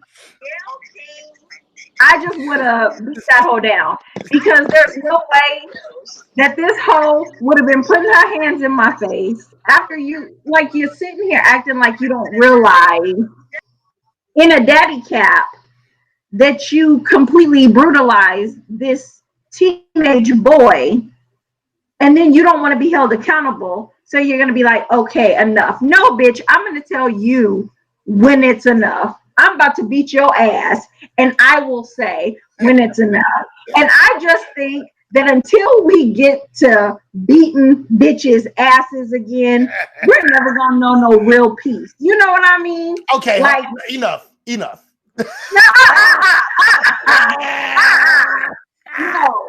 I'm gonna tell you when it's enough. Okay. Until we start beating bitches down, we ain't gonna know no peace in this motherfucking country. Gail should have beat that bitch down. And I get it, she's professional and all of this stuff, but that's one of the things that I really, really hate about race and the race disparity in this country. Like, white people get to be just as ghetto and shit as they want to be, right? We have all of these housewives of Beverly Hills, and they throwing drinks in bitches' faces and slapping each other, and the Kardashians are fighting. But as soon as a black woman says something, we so ghetto, why we trying to live down that stereotypes. Fuck what white people think. Just start beating bitches' asses, and they'll shut the fuck up. Look, I'm not gonna Tony, I'm gonna let you go on because I kept on hearing background, so I don't know if you got something else. No, that was my computer. I just turned it down. My apologies. Okay. My apologies. All right. So what did you think about that interview, man? How do you feel about that? She was dead wrong. They should have went after her for going after a teenager. That's off the rip. The racial aspect of it. She said she lost the phone. All right, cool. Then the hotel had your phone. Did you even go back apologize? You lost your mind. You went all crazy. You got all nervous when the race issue came up, and she's supposed to be seeing some type of legal action against her for going against a minor. No, yeah, she actually right after the interview, she was taken to jail. Yeah, and she was booked. So if they went to get her, if they went to get her, then I'm good. I saw everything else. Right. What needs to be done is the legal side of it. So let me explain to the room what Tony just said, but in nigganese, right? I'm Why she keep? Boy, I swear. They should have beat that bitch down. That's what he just said, but in a nicer, more refined way. But he just said they should have beat that bitch down. Okay. If I was the dad, I would have had a case. Now, who would have came to my defense? You start chasing my son around, I'd have walked on you. Well, see, okay, and here's the thing. Oops, I took myself out this motherfucker. Okay, so here's the thing. The fact of the matter is there was a few things that were problematic to me. Okay, to say the least, clearly when she went enough, that shit was problematic. Okay, like so out of bounds. Yeah. Right. So completely and utterly out of bounds, it wasn't even funny. This is a 22-year-old girl that just told a grown-ass black woman enough. Okay? That right there should have been a beatdown. Oh, fuck yeah. She should have got smacked in her fucking forehead. She's lucky she was that was an interview online, like a Zoom interview or some shit like that. So she was lucky she was through the Zoom, because I would have snatched her up by her head and whooped her. Okay. Now, here's the biggest problem. When she was confronted about putting her hands and attacking this young man who is younger than her, her defense wasn't, yeah, you know what, I was wrong. Her defense was, well, what I have to say about that is, well, his dad threw me down on the ground.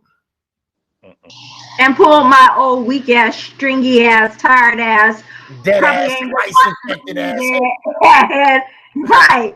Ain't washed it in 3 days, head ass. That's right. What she said. Nobody gives a fuck about your trashy ass hair, you stupid hoe. How about you, if you were somewhere washing your motherfucking hair like you should have been, he wouldn't have been there to pull it, bitch. You wouldn't have been there to get it pulled, bitch. How about that? How about we start looking at shit with some perspective? How about we're about to, because I got some other perspectives that are just as, that's even more glaring, because that was just one incident, right? She turned around and she blamed it on the dad. When she was confronted, she said, I was checking everyone. Right? That's what she said. That's what she said. That is what she said. And then Gail said, oh, so you checked everyone that was in the hallway at that time? She goes, well, I mean, I was just trying to do my part. Bitch, your part was to be a stanky mayonnaise smelling hoe. Stand your stupid, no ass having but right there in the way or in the corner, and let the management do their motherfucking job. Right. That was your part.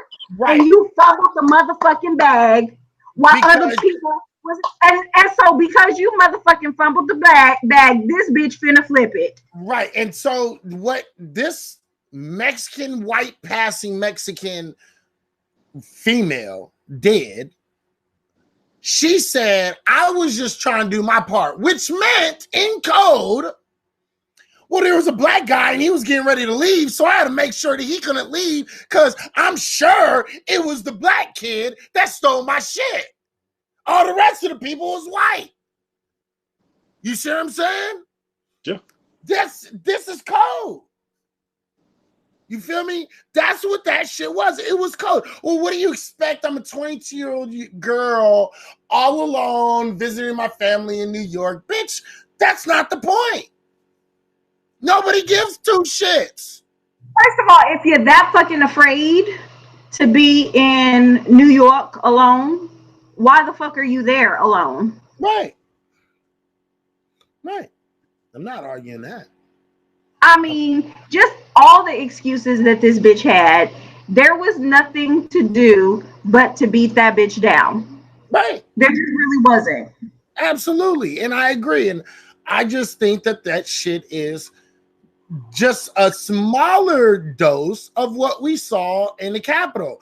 Well, I was just doing what I felt as a white person what was right to do. 100%. Because they felt the need to defend their country. Right. I thought I was trying to protect my country. The invite's still up there, Tony. You can come back up. All right. So the thing is yeah, I am right there with it. I think this little young girl needs to go to jail for a little while. I don't think that she is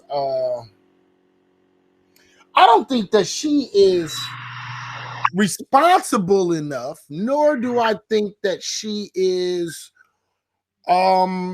sane enough, right, to be in the public. She needs professional help. That's just me. She definitely.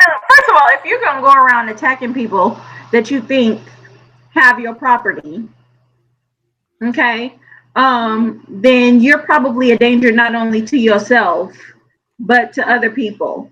Because I mean, just on sight, next time I would just beat that bitch down, because I don't know if you've lost something. So when I see you now, I'm gonna just have to whoop your ass, because you might think that I stole something that you lost, and I'm gonna definitely get you before you get me. So you just put yourself in a whole world of motherfucking danger, because nobody can. I mean, she could have just lost her little, her purse or whatever, and she sees me walking. So just on sight, that's just the beat down for that bitch. Oh, absolutely. And here's the thing. To be honest, I personally think, okay, Tony's back. I personally think that she should have got her ass beat. I think the dad had every single fucking right to put his hands on her. He had every single right to smack her ass if he needed to. He had every single fucking right to go off and throw her down on the ground, push her by the fucking hair, or do whatever the fuck he will. If he wanted to body slam the bitch, he had every single right to body slam her, because you not only attacked a minor, exactly, okay, but you attacked my child. True. Right. And I hope he flipped that bag, because that bitch fumbled it. You fucked up by putting your hands on my child, and I'm about to flip the bag that you fumbled, bitch. I'm about to sue you for every little tired $22 worth of life you have, bitch. That's right. That's right. It is what it is. I'm not gonna argue. Gonna argue. Yeah, I mean, it's not much to say about that bitch, except she got away again very, very lightly. She got off very lightly, because even though the father did put his hands on her, the truth of the matter is that I'm sure if the mama was there, that bitch would have gotten a better beat down. It would have been a whole different story. It would have been a whole. It would have been talking about something else by now. That's off the rip. Yeah, because black men are usually very restrained when it comes to interacting with women, and even more restrained when it comes to interacting with white women. Oh yeah, right. You got to be, because they arrest us and nobody wants to hear shit. Right? No, I get it, 100%. But that's what I'm saying. Like that should have been a worse beatdown, and now she's double protected because she's in police custody. Right. I will agree with that. But hopefully some black broad sees her up in jail and whoops her ass. Bitch, you know you was going out there because he was a little black boy. I'm gonna whoop your ass, bitch. Wait till we have some breakfast, bitch. They You know what I mean? crazy. Wait till we get out this motherfucker for showers, bitch. When you get in the shower, I'm gonna whoop your ass. Crazy. Listen. Hey, I'm gonna cut this short, man. Petty, it's good seeing you. I gotta go ahead You and too, let Tony. Tony. Gets up in the morning. All right, Tony. We'll catch up again, man. I'll be free tomorrow night. Y'all want to come back up here, all right? Absolutely, All right. you already know. All right, talk to y'all later. Stay up, brother. All right. Yeah, it's almost a shame that I'm not in jail. Yeah, listen, I ain't never been to jail, but I've never wanted to be in jail more in my life because I really want to whip that bitch ass. Like, Well, she's in California. She in New York right now in jail. yeah, was she in California? Where did they do the interview from? The interview was in California. Then California, after the interview, arrested her, took her into jail, and she's now being because New York put out a warrant for arrest. And Okay, so they're extraditing her. They're going to extradite her out there. Gotcha. Okay. Well, listen, it's a lot for me. It's a lot for me. Right. That's all I'm saying. It is a lot for me.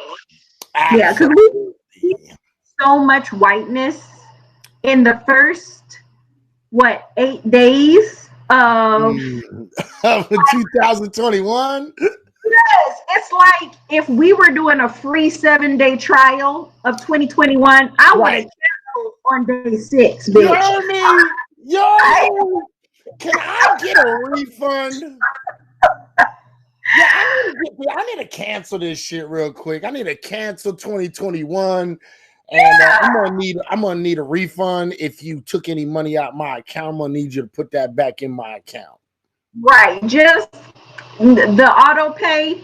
I'm canceling it. Shut this shit down. I don't want it. Like, if this is what you're doing for a free 7-day trial, bitch, I don't want to sign up. Right. Thank you very much. I can only imagine what the rest of the year is going. Like, if this is how we're starting, right? 2021. How we gonna finish? Right, bitch. Hopefully not with a face full of cum and a gunshot to the back of the head. You heard me? Like, oh my Lord, oh my Lord, oh my Lord. I mean, it is just unwritten right the fuck now. It's so much. This year, I have a funny feeling this is going to be a very interesting year in the annals of history. Yeah, it's going to be a very interesting decade. Oh, yeah. The 20s? Yeah. I actually agree with you, because the fact of the matter is, in the 20s, in a 2020,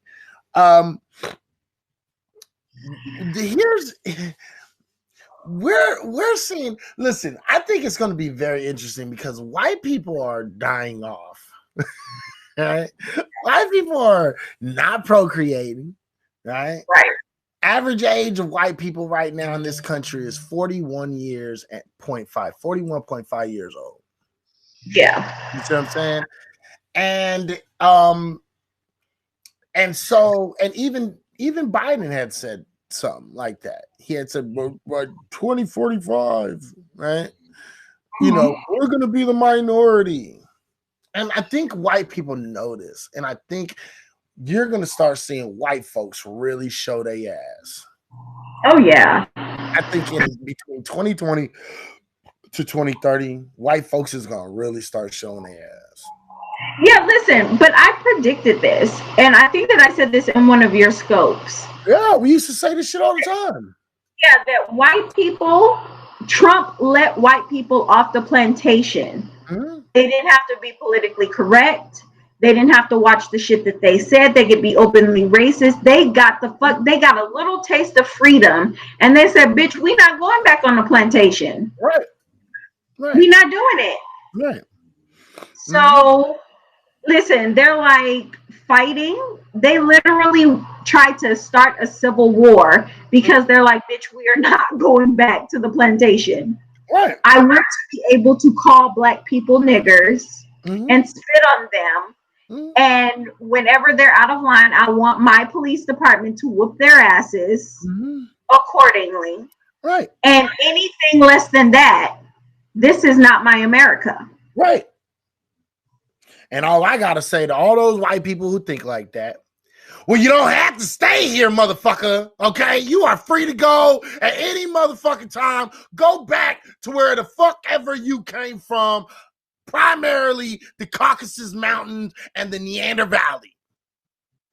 If they'll take you, everybody's shutting down shit to America because we can't keep the pandemic under control. Oh yeah, that's a whole different situation in itself. Like, because I was actually speaking to someone earlier about the pandemic and shit. I got a lot of people are sitting here talking about it's not a pandemic. It's not. Well, these motherfuckers don't know definitions of words, so they think it's not. But anyway. You know, apparently people think, well, it's not a pandemic unless people are just kneeling over and dying on the streets. Everybody survives it. Listen, ladies and gentlemen, I hate to break this shit to you, but the definition of pandemic isn't based upon the number of deaths. Pandemics are based on the number of people who get infected. Okay? It's a disease that cannot be contained or controlled. Has nothing to do with the number of deaths. That just makes the pandemic worse or scarier or more serious that we have to deal with. You see what I'm saying? But we are in a pandemic. We are in an epidemic. You know what I mean? We are. This is real shit. It is a pandemic. By definition, it's a pandemic. People just don't know words. They're too stupid to understand that, yeah, we are in a pandemic. They're thinking what they're thinking. Everybody's thinking like, oh, well, it's not the Black Plague. You better be happy it's not the Black Plague. But you know, they thought, you know, pandemic means, oh, all these fucking people are just gonna be dying in the streets and motherfuckers are gonna fucking have plastic bags over their heads because, you know, whole houses were gonna get infected and everybody in the house is gonna start dying. Right? That's not a fucking pandemic. Go ahead. Yeah, and this has the potential for white people to be the Black Plague because they're nasty motherfuckers. If you saw yesterday, or no, on the 6th, not one of them motherfuckers was wearing a mask. Every time you see Trump rallies that are counter-protesting the Black Lives Matter, white folks are always spitting on black people because y'all are some nasty motherfuckers. You know what I mean? So if it wasn't for the fact that people forced y'all to wear masks, this would be the motherfucking Black Plague. It would be. Right. If this pandemic was a mutated to become more deadly, y'all motherfuckers would be dead. Yeah.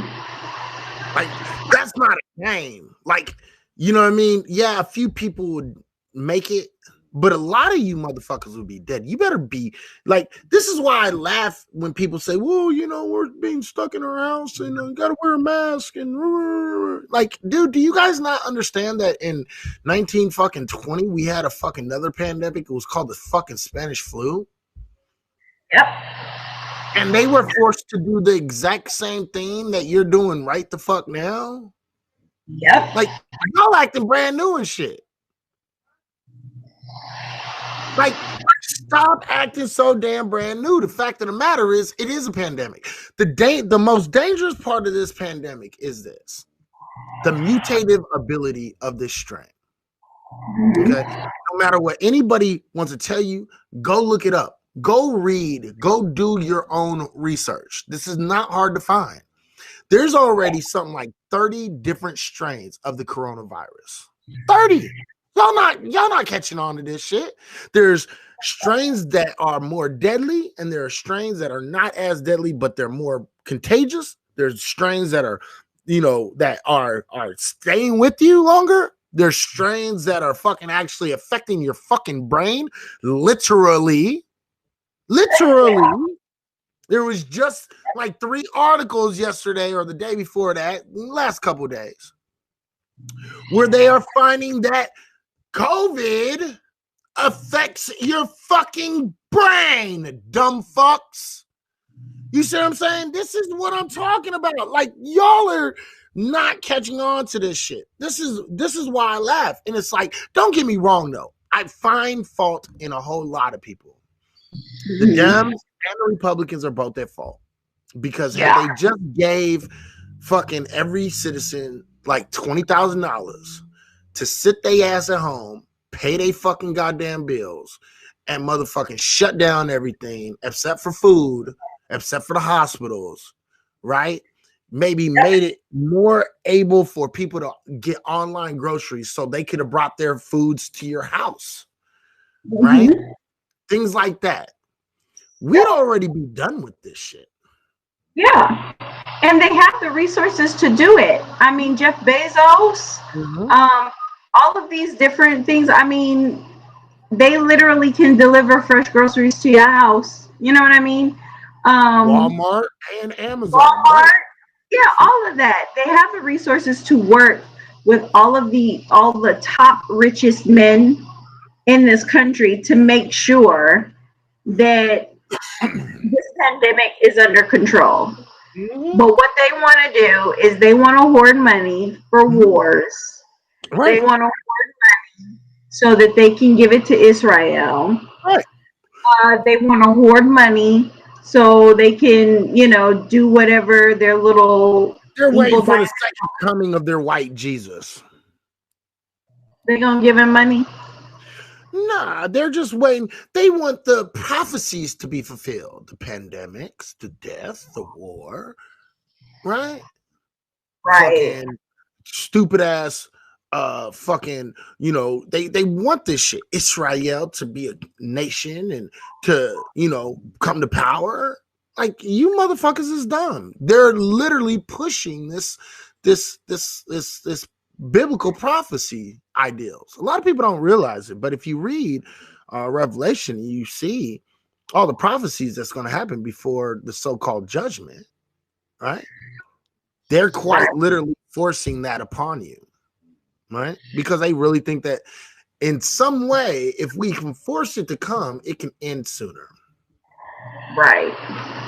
Unfortunately, your God ain't coming nowhere back. He ain't coming back. No. He ain't coming. Ain't no God. You know what I mean? And this is the dogma of religion. This is some of the biggest problems of religion. You see what I'm saying? The dogma of religion is dangerous. Like, this story right here. This is a MMA fighter right here. Okay. This MMA fighter, all right, he faces 2 counts of attempted murder. His name is Erwin Rivera. And he was just arrested on Thursday, just yesterday, in Florida. 2 counts of attempted murder. He tried to Florida murder. Man strikes again, Huh? I said Florida man strikes again, huh? Florida, you know how it is. COVID got to his brain, and he heard Jesus. Oh my goodness. Yeah, y'all think I'm playing? What did Jesus say to him? Jesus said he had to take out and kill his sisters. Now check this out. This is the funny part about it. Listen, to all those people who believe in God, that believes God is talking to you, if I believe you, I am forced to believe him. Right. 100%. Yeah, let that soak the fuck in for a minute. And you wonder why the fuck I don't accept your fucking bullshit when you say, well, I had a personal experience with Jesus. No, you didn't. Neither did this motherfucker. Right. Now, but the thing is that Christians will tell you, though, that he didn't hear, or wait, which way? Okay, that he didn't hear the voice of God. No, he didn't hear the voice of God. Right? But they will tell you that Abraham heard the voice of God when he was supposed to kill Isaac. And see, I find that to be absolutely preposterous, because there's more places in the Bible. I can, off the top of my head, we got Abraham. Okay, God told somebody to kill somebody. You got God telling the Israelites to kill the Amalek. Yeah, Malachites, right? Kill them all, the old women, the men, the children, and even the animals. You know, he had the Israelites kill the Malachites motherfuckers too. God tells people to kill people all the time. Yeah. All the time. All the time. But then when normal people say, or regular or modern day people say, oh, God told me to kill my children, or God told, oh no, that wasn't God. And it's like, here y'all niggas go again, making God in your own image. And they do it I would say every, 20 to 50 years, they remake God in their own image. Right. And it doesn't take that long, because times are progressing. So now you have to keep religion relevant. Now you have to recreate God in your own image, right? And you have to start accepting things that, remember when it was like taboo for women to have children outside of wedlock? Like they would literally send their daughters away. Mm-hmm. And now you have pastors whose daughters got kids, not married, and no one gives a fuck, right? Because we've remade God in our image, and now God is okay. He doesn't like. You don't understand. I had a hard life. Yeah. I mean, he doesn't like it, but he hates the sin, but he loves the sinner. Right. And it was like, really, bitch? Because he destroyed a whole motherfucking city of sinners.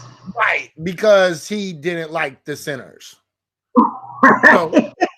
So much for your fucking logic. Right. That logic went straight the fuck out the window when that motherfucker destroyed Sodom and Gomorrah. Yeah.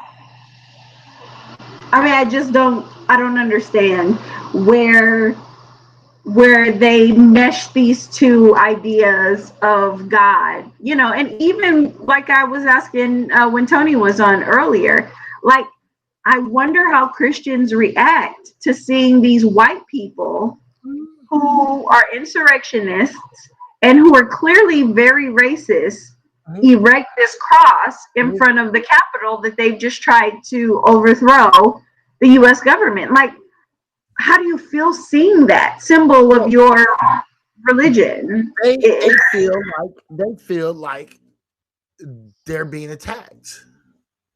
Because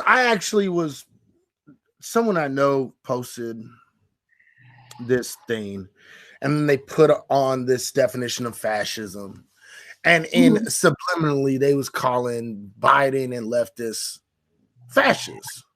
And I responded and I said, yeah, this isn't fascism. And I explained what fascism is, and this is clearly not fascism. Right. So let's stop doing that shit, right? They replied to me,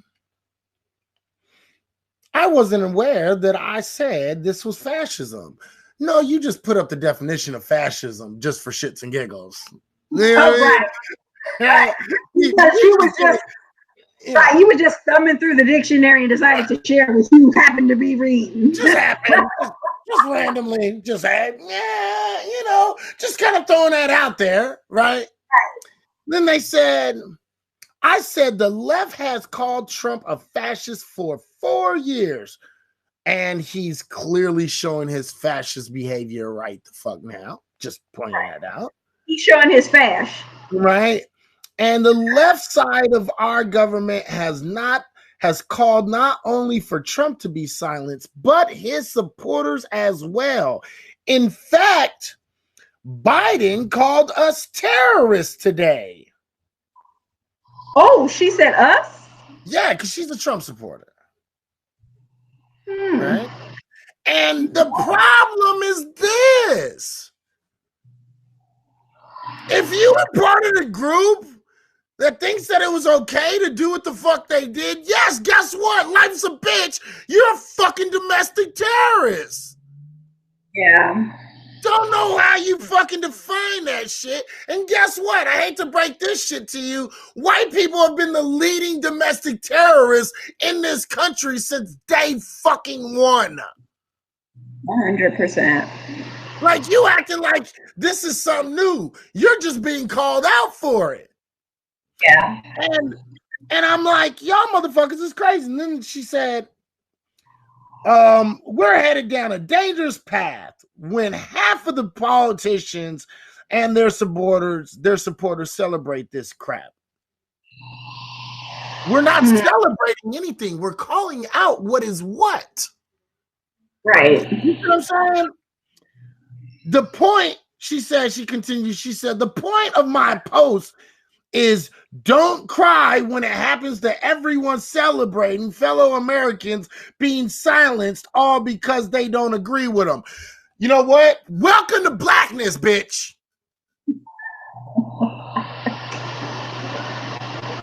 Wait, hold up. Wait, just in case you ain't fucking heard that shit the first time, welcome to fucking blackness, bitch. Are you serious? Like, you know, to me, I find this shit funny because the unmitigated goal of white people, right, to try to say some of the shit that they say to black folks, it's like, look, I get your side. I get where you coming from. I understand this shit. You're just not fucking making these points to the right motherfucker because guess what? Me and all other black folks been dealing with this shit already. What, you think all of a sudden we supposed to, oh, sorry about your luck, white people? Right. She got one real good day of what it's like to be black in America, and she called somebody's manager to speak to them, and she said, listen, this free trial you're offering me, I want to cancel it. Right. Everybody wants to cancel their subscription. And guess what? You can't cancel your subscription, bitch. Some bad luck. You can't cancel it. I mean, it's just a struggle. Listen, but even with all of the turmoil, up until the 6th, I really was just happy with, you know, the fact that so much equality was happening. You know what I mean? I was seeing videos of white people calling black people niggas and them getting bashed in the head with soda cans, and you know, like everybody was, listen, white people was getting their asses beat out there, and we know that this is really about black people, because what we saw at the Capitol was very much white privilege, but white privilege asserted the right way. Right. Because they was beating the fuck out of the white people who were at the Black Lives Matter protest. There was no white privilege offered to them in those protests, in those rallies, none of it. They got treated like every other nigga that was out there. And when Kyle Rittenhouse walked down that street in Kenosha and he shot them white people, the cop said, thank you very much for doing our job, because we're not allowed to shoot white people. Right. So thank you for doing that for us. But that's equality to me. And I know that sounds morbid. No, that's not yet. Not yet. Almost there. Almost. Yeah. We almost there. We're not quite there yet, but we almost. Okay, I still got a little room. Yeah, you still got a little room. Okay, good. Because that is equality to me. And the fact that Kyle Rittenhouse is free, those people who he killed, unfortunately, and even the people that he didn't kill but he maimed, they get to see what it feels like to have a very wrong done to them, and have this bitch out here at a bar with a shirt that says free as fuck on it. Right. Welcome to blackness, bitches. That feels like equality to me. Well, they're almost there. They're not quite there, because if they were at blackness, if they were at 100% blackness and we were at 100% equality, them motherfuckers would have got shot over there at the Capitol. They would have got they would have got mace, they would have got fucking bombs, and I mean they would have had fucking, you know, like tear gas and, you know, motherfuckers like really surrounding them and beating their ass with batons. But I agree. Yeah, so I agree. But I'm saying that they're using their white privilege the right way. Right. These white people who are out here using their white privilege for good, them cops said, "Oh, you wanna be out here acting like a nigga? We gonna treat you like a nigga." And my point is that we really see what America is about. It's not even really about white privilege. It's about, if you are going to assert your white privilege, you better do it the way that we want you to do it, which is shitting on niggas.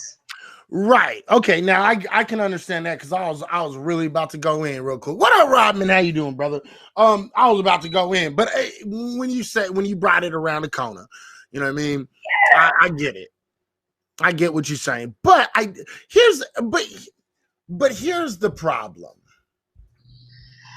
Okay, and again, I hate to admit it, my old ass is on TikTok. Okay. I'm on TikTok.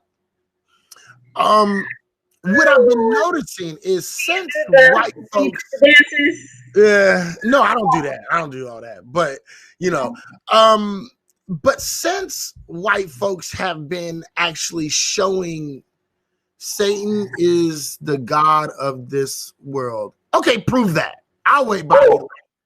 Is Satan a god? Is he a god, or is he an angel? Yeah, prove that one. I'll wait.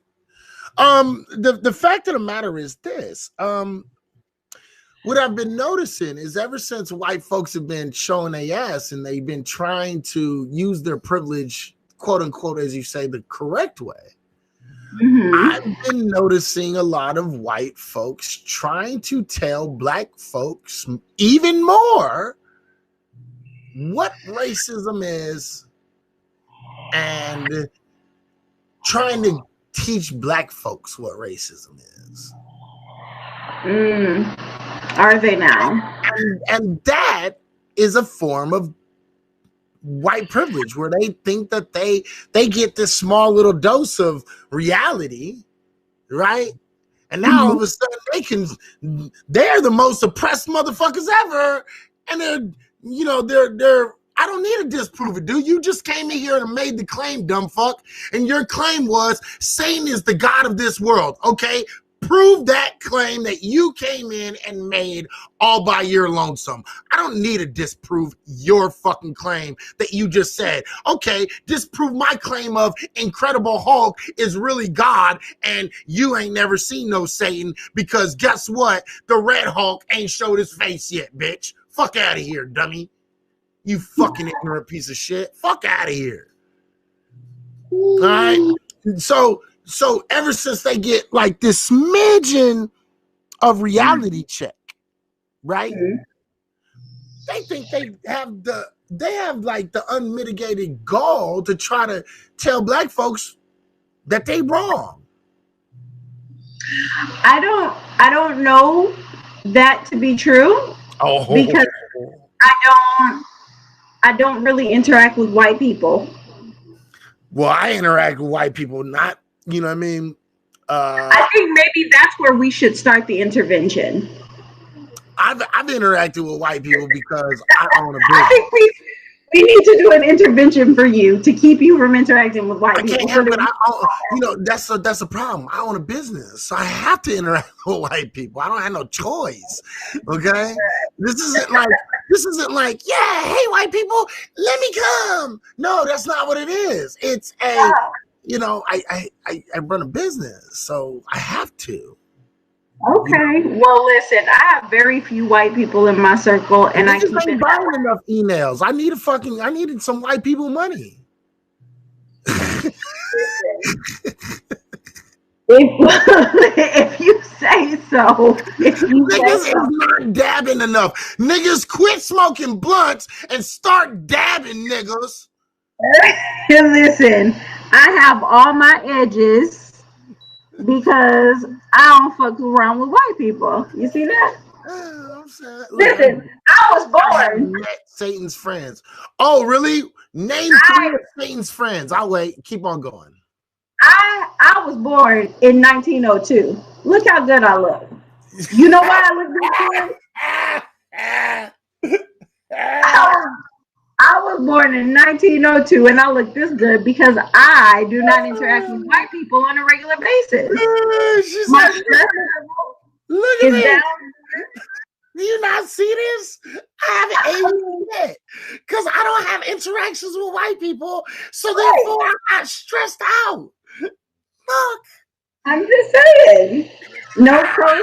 1901. I was born March 2nd, 1901. And look how good I look. This is from lack of interaction with white people.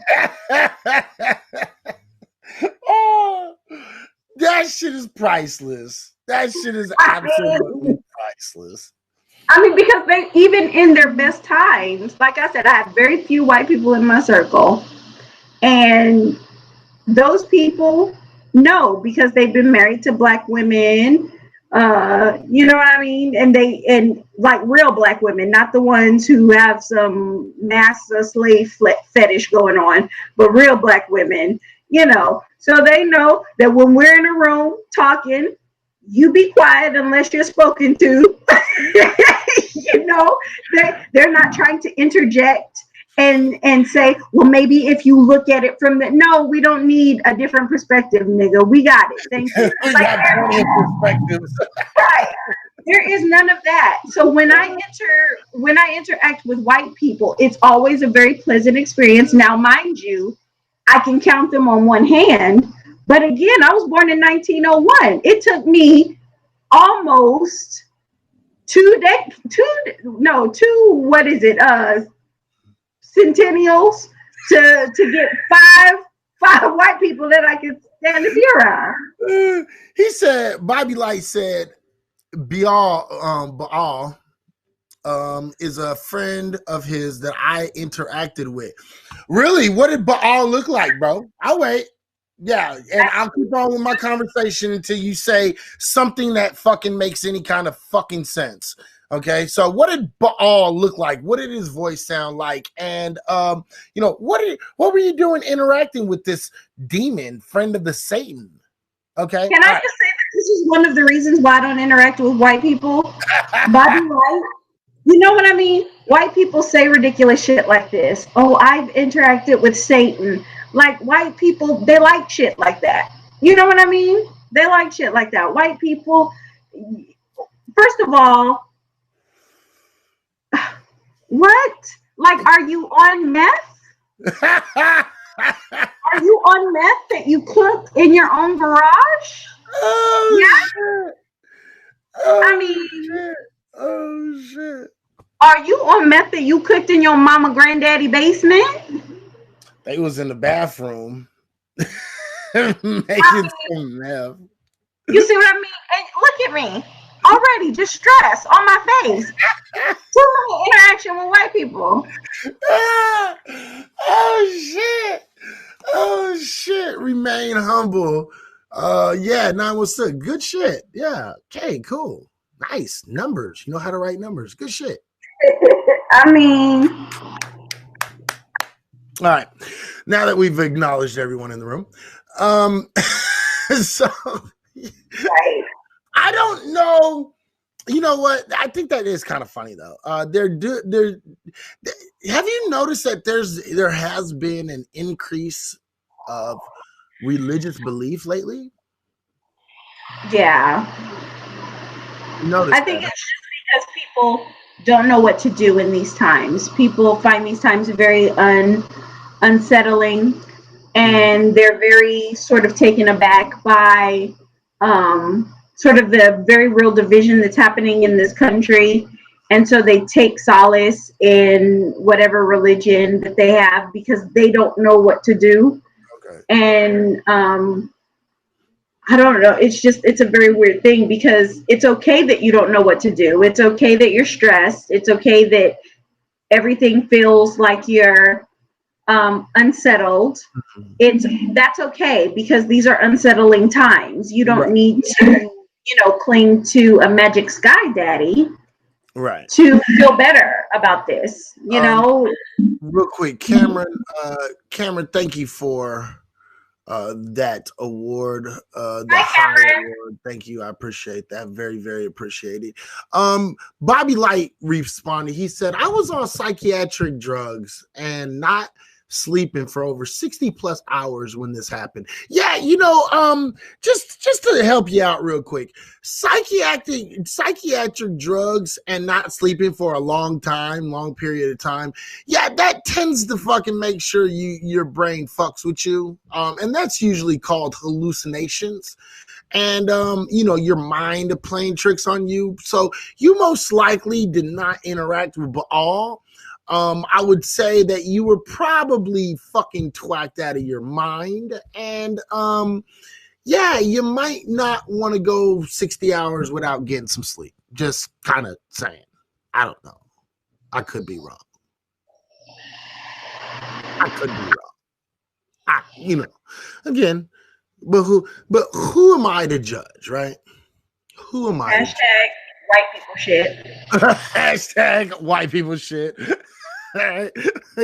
So here's the thing. I've been noticing a lot of, but see, here's the thing. I've been noticing a lot of black folks too becoming like uber fucking religious. Yeah. Like, uber religious. Yeah. Do you think black folks are walking backwards, thinking that they're walking forwards? Or do you think, like, what do you think is this resurgence of religion? I think it's the same thing. Sorry, go ahead. In the, you know, just what do you think about the resurgence in the black community? I think it's the same thing that we're seeing with the resurgence of this white supremacy. It's a last ditch effort to hold on to something that is dying.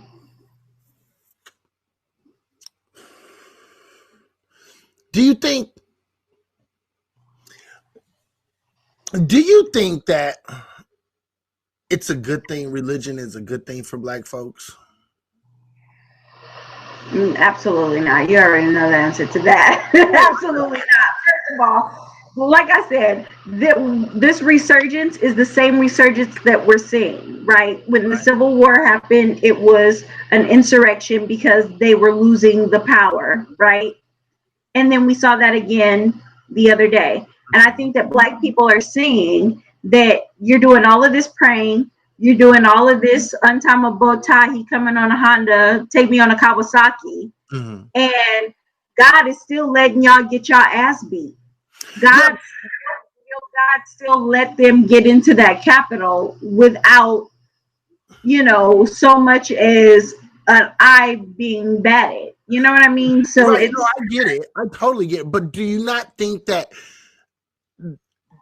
shouldn't we have already, as black folks, shouldn't we have already have ran through this ideal and saw that it didn't help before and it's not helping right now? So why would you run back to something? It's kind of like it's the definition of insanity, doing the same thing, expecting a different result. Well, I don't know that I've seen so much of the people who had already separated themselves from religion going back to it. I see the people who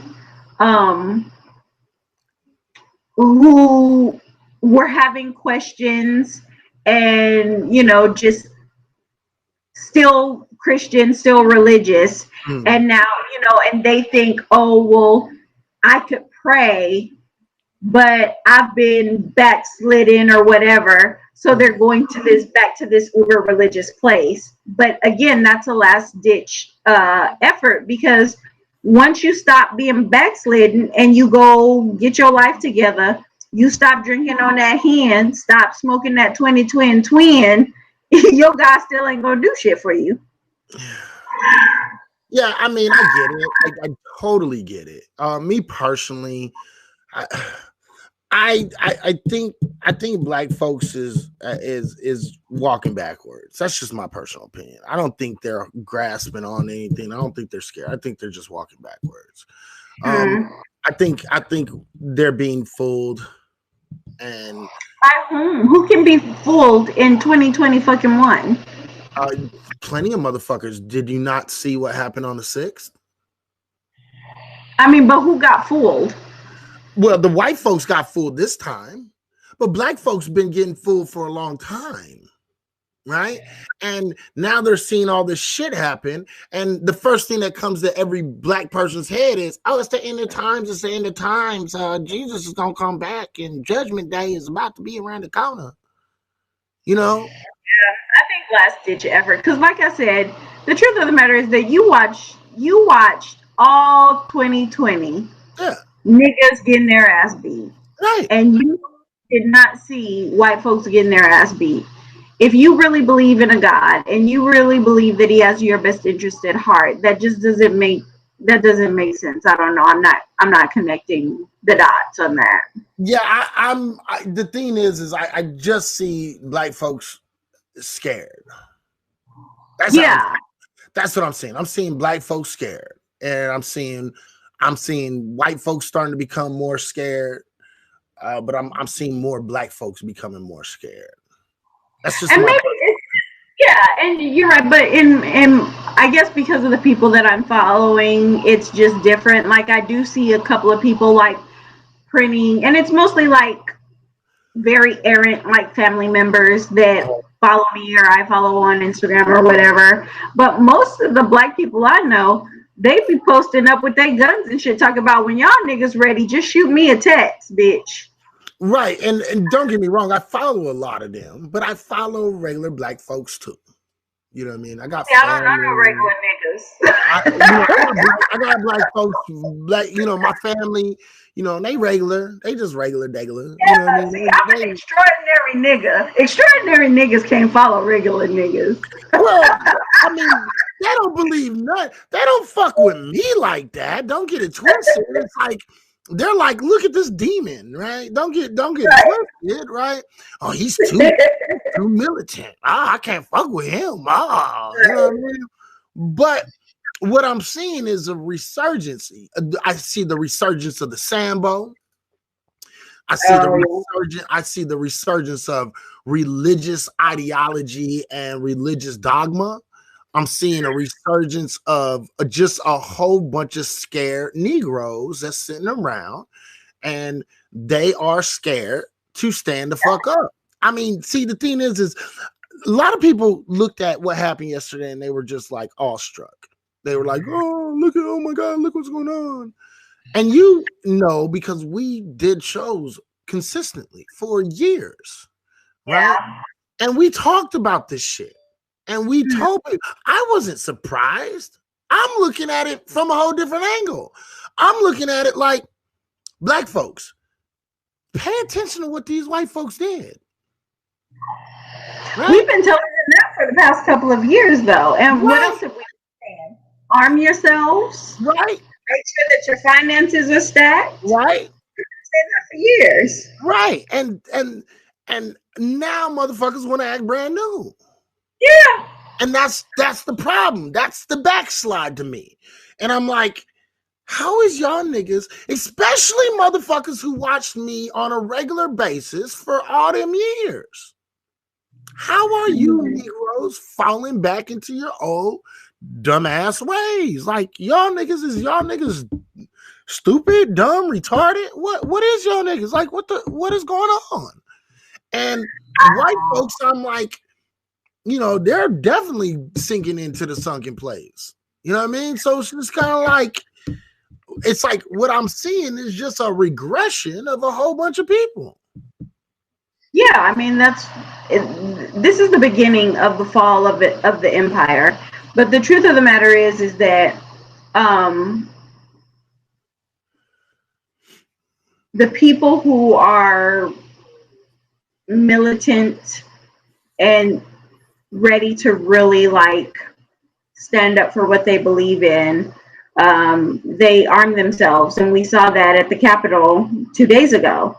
Those people didn't go in there unarmed. They went in there very fully armed. And we've been telling black people, arm yourselves. We've seen a surge in black people purchasing guns. So, I mean, I've seen that as well. So I just think that right now is sort of the reckoning that comes, like, you know, when you're buying stocks or trading forex, there's this thing that happens in the Fibonacci charts called consolidation, where you have certain people buying, certain people selling off. So the price kind of goes like this, sideways. It doesn't go up, it doesn't go down. It just kind of mediates in this middle, and that's called consolidation. And I think that that's what we're seeing right now. Yeah, We I had mean, I can see that. I can definitely understand that. Me personally, I think what I'm seeing, because you know, I still be out here and I still be doing the shows, and I'm seeing the people that I'm dealing with, right?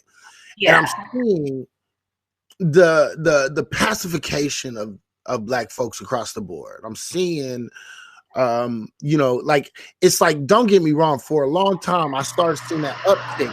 It seemed like Black folks just up starting to get their shit right, get their minds right. Now all of a sudden, you know, it's like this woke bullshit, this bullshit woke culture of you know, not only am I woke, but I'm woke in my religion and my belief, and I walk with God, and you know, and this ideal is a detriment to the Black community. 100%.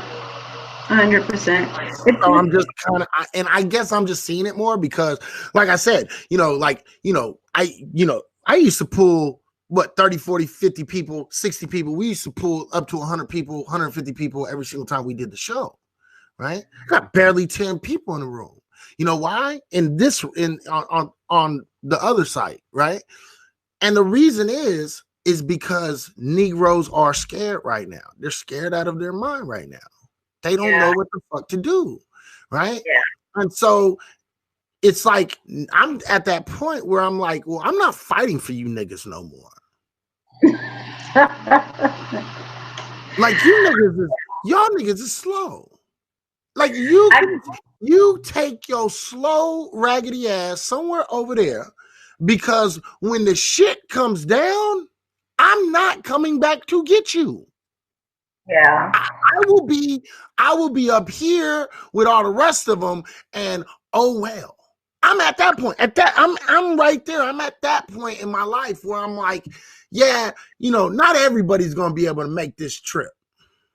Yeah. You know what I mean? And I am. That realization has more to do with you than it does to them, because that's always been true.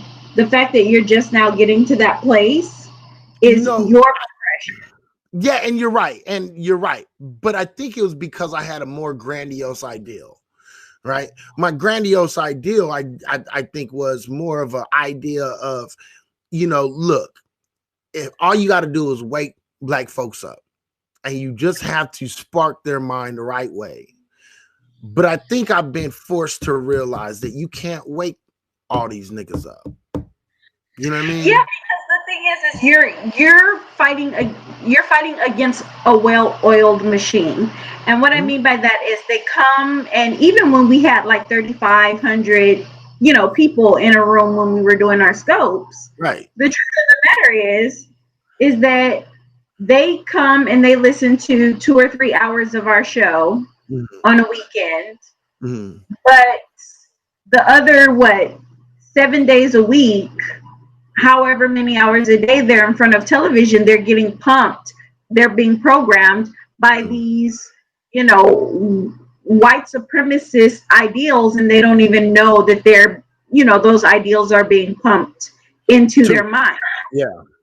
You know, so they hear what we're saying and they know that it's true because they're experiencing it. You know what I mean? They are living it. They're like, they're right, you know, and this does make sense. But then you get in front of the television and then you're seeing, you know, people tell you, oh no, this has never happened before. This is an embarrassment. We shouldn't do this, and blah, blah, blah, you know. And so they have hours and days of programming where they come, you know, and just get, you know, an hour or 2 or 3. It's just, you're fighting against a well-oiled machine. Absolutely. And but I also think that half of it to do is Black folks in general. Okay. We used to pull numbers. Mm-hmm. Then all of a sudden, we take breaks, right? And what Black folks tend to do is they start riding with other niggas who sound good. Oh, it sounds good. This is a little bit more along the lines of, he's talking spirituality. So let me fuck with him for a second. Right? He's still talking the same stuff, but he's talking with God though. And I can rock with that. Right? Nobody's talking to God. And if they think so, then that was never a person who was truly hearing and understanding. Yeah, and I actually have come to that realization. As a matter of fact, I've come to the realization that most of the people that was paying attention, they were there not really for the word and the message. They were there to hear somebody because they hear somebody talk shit to white folks because they didn't have enough nuts to talk shit to white folks themselves. Yeah. I mean, we can be very entertaining when we're clowning bitches. Right. Yeah. I mean, and so most people come for the entertainment. You know what I mean? So you got to understand that's a lot of it. And even when, and that's why I kind of took my break and I stopped talking, because it was like, I've given you everything that I have in my arsenal. Everything that I've said to other people, I've done myself. Right. I stack my paper. Right. I'm very well defended in my home. Right. I have an exit plan. Right. I've done everything that I've told you to do. Right. So if you're not on my boat, that's your fault, not mine. Right. Start swimming with the sharks. Right. When my boat take off, I know the time and the place, and I'm gonna be there with my reserves. Right. And I guess what it was for me, I didn't want to, it was kind of like that Marines state of mind, right? You don't ever leave a soldier behind, right? And you don't ever leave a soldier behind, but you're mistaken recruits for soldiers. Right. Absolutely.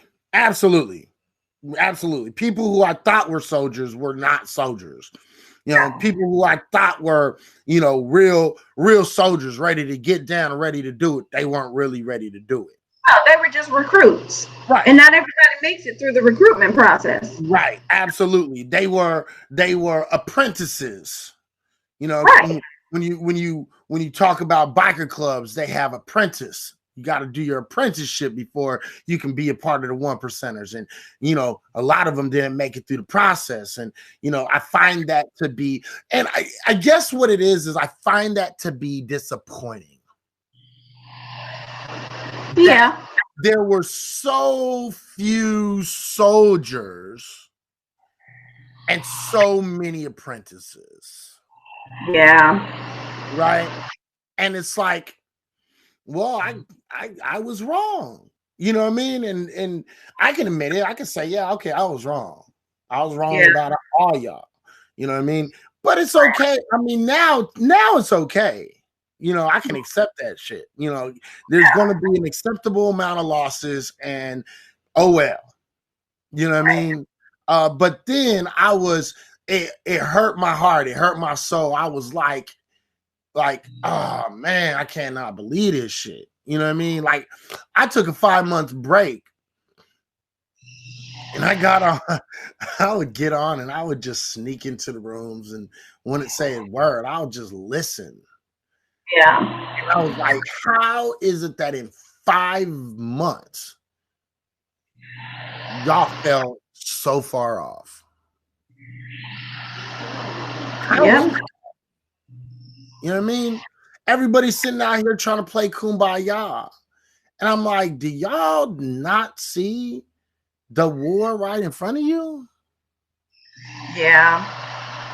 I mean, but that's how people get lured in. Hey, come over to our side. We're not all that bad. And they hanging y'all niggas from trees one by one. And we see it in the papers.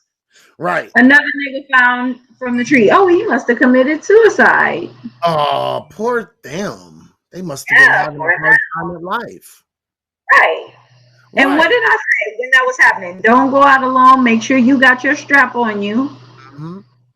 And what? We still finding niggas hanging from trees because they still come with us. Okay. Well, as long as they said their prayers, they're safe. God is protecting them. Well, if that's enough for them, then it's got to be enough for them. That's not enough for me because God is not proven to be as sturdy as any of the weapons that I have in my house, whether it be knives, tasers, guns, whatever. You know what I mean? Like, God has not proved himself to me. And you know what, Kevin? I think that's a real good point that he just made. I think that was probably I'll definitely give you the pepper for that shit because he said black people got fooled by the response to George Floyd's killing. Yeah, I keep trying to share, but it's not. Oh, I just present. It's gonna come up in a minute, so. But yeah, no, I actually agree with that. I cannot argue with that because that to me is a true statement. I think a lot of black folks have been getting fooled left and right. And I think black folks need to get out of that frame of mind. Like, again, I'm not telling black folks like I am the leader and I'm the guy that you guys need to listen to. What I'm saying is take the things that I say, the shit you don't agree with. You don't want to, you don't agree with atheism, fine, cool, whatever. You know what I mean? You don't care, but don't fucking dismiss what I'm saying because you don't agree with my personal opinion when it comes down to religion and spirituality. You see what I'm saying? Because what I'm telling you ain't no lie. And it's right there and I think, honestly, I'm not going to lie. I think today was a great day that you came back because the fact of the matter is everything, right? Everything that we've said has came to pass. Everything. You see what I'm saying? So I think, me personally, I think that when you talk about the shit that's going on, I think people are being fooled, and unfortunately, they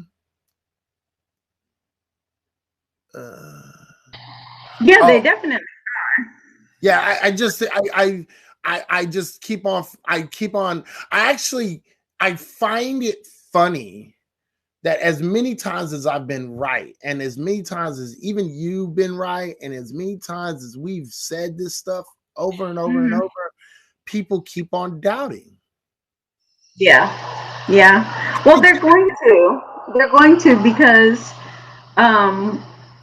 when you really don't do the work for yourself, you have no choice but to doubt. And we come in these scopes and we tell people invest. We tell people to, arm yourselves. We tell people that religion is bullshit. Go read, research for yourself. And they come and they say, oh yeah, they make these really good arguments, but they're not really getting off and doing the work for themselves. They're really not reading. They're really not researching. So when you don't really have that knowledge on your own, you have no choice but to doubt. It's, it's kind of like if I tell you, hey, Izzy, at 2:30 every day, this lady comes by and she gives free corn out, right? So I'm like, okay, I'll be there. I'll meet you there at 2:30, right? And you get there, and it's like 2:25. You know what I mean? And you like, shouldn't she be setting up?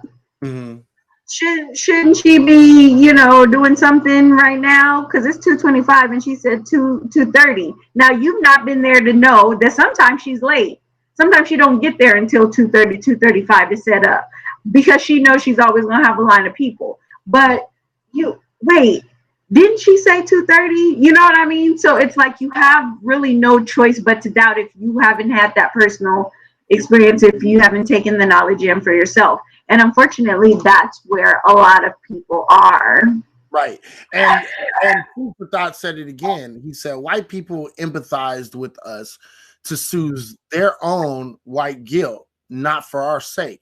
And I think black folks fail for, again, I've been telling people a lot, you're falling for the okie doke. You know what I mean? And I told black women this, you falling for the okie doke. And black women don't like to hear this shit. Black women don't like to hear, black men don't like to hear, black folks don't like to hear you're falling for the okie doke. They rather learn the hard way, apparently. And my whole attitude is, all right, go learn the hard way. Have fun.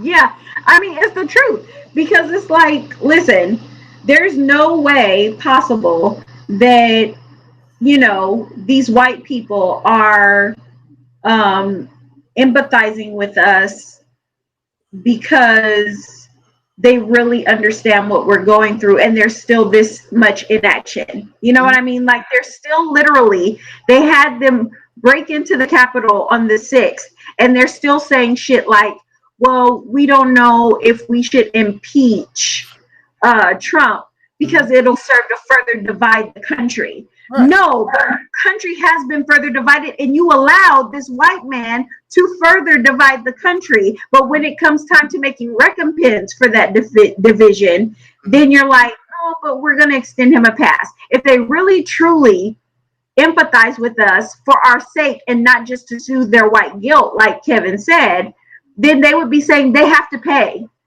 Right. And I'm with that. The only reason I would even say, the only reason I can like adjust that in my head where I can say, oh yeah, white people, they don't want to, charge him, or they don't want to impeach, and they don't want to do this, and they don't want to do that, because it takes too much time. Only because I understand the government takes their sweet time on everything, not because they can't do it, because they can do it. They could draw up impeachment papers today. You know what I mean? So they do it. They do it by themselves, right? And they should do it because of I think that there's some obscure law that says if a president is impeached twice, he can no longer hold any government office. Right. And I don't mind that. Impeach his ass. I don't really care. You know what I mean? Me personally, get him. They need to do it for the protection of this country. Period. Right. He has every right to run again in 2024. Like, even that speech that he gave was kind of menacing at the end, like, we're not done. Right. Bitch, what are you not done doing? Right. And here's the thing. I'm with you on that one. When you say that, I'm absolutely with you. My thing is at the end of the day, are people really learning their lesson? And me personally, I don't see people learning lessons. They don't have to. Right, exactly. They don't have to. They can always just make an excuse and boop, boop, boop, boop, boop. Right on by. And they've been so brainwashed with white supremacy in this country, they think it's okay to give white people passes for this shit. Right. And the thing is we have such a small memory too. We have such a short memory now. Yeah. Right. And they listen to that shit and they think, oh, well, that makes sense. Yeah, impeaching him would just further divide the country. Bitch, what? Right. It wouldn't. It wouldn't further divide the country. What the fuck are you talking about? It wouldn't. They just need to take care of business.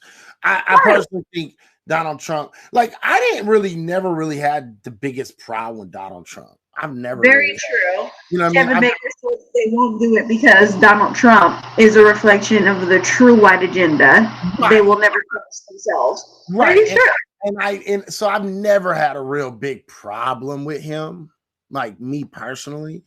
And even if, like I told everybody, I didn't have no reason to vote. I didn't vote this at all. I voted for laws. I vote for the president. Huh? I voted for other shit, not the president. Right. Same here. I voted for everything outside of president. Right. President, I left. Whoever the fuck y'all want. Because honestly, my life did not change under Donald Trump. Mm-hmm. And it's gonna be the same under Biden. I'm pretty fucking sure. My life is not gonna change either way. The only thing is that I'm gonna take in a lot less trauma because y'all gonna go back to regular covert racism rather than overt. Right, and that's what this is. This is a chance for them. It's like right now, it's like it's in your face, right? And you have it on the ropes, right?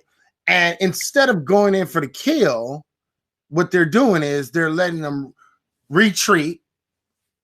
Right. Gain their strength, get their numbers up, so they can come back later and attack. That's all. On the 17th of January of 2021. Right. You know what I mean? So you know, it is what it is. I mean, whatever. You know, and I hope people are ready for the outcome that comes from it. I hope so. We will see what happens on the 17th because, again, that's been the scuttlebutt since even before January 6th. We saw all these people talking about, sitting up, keying and ha-haing about Biden being president, but he's not president yet. We saw all of that. You know, he's not president yet. You can say what you want to, but until they certify the votes on, read the Constitution. Y'all are ignorant niggers just being led astray and all of this shit, you know, and we'll see what they do on January 6th. So there's been scuttlebutt about January 6th. There's been scuttlebutt about them creating so much havoc that he has to, you know, declare martial law and he'll get to stay in office. There's been all of this scuttlebutt. So we'll see in the next coming days what they're really willing to do to protect this country.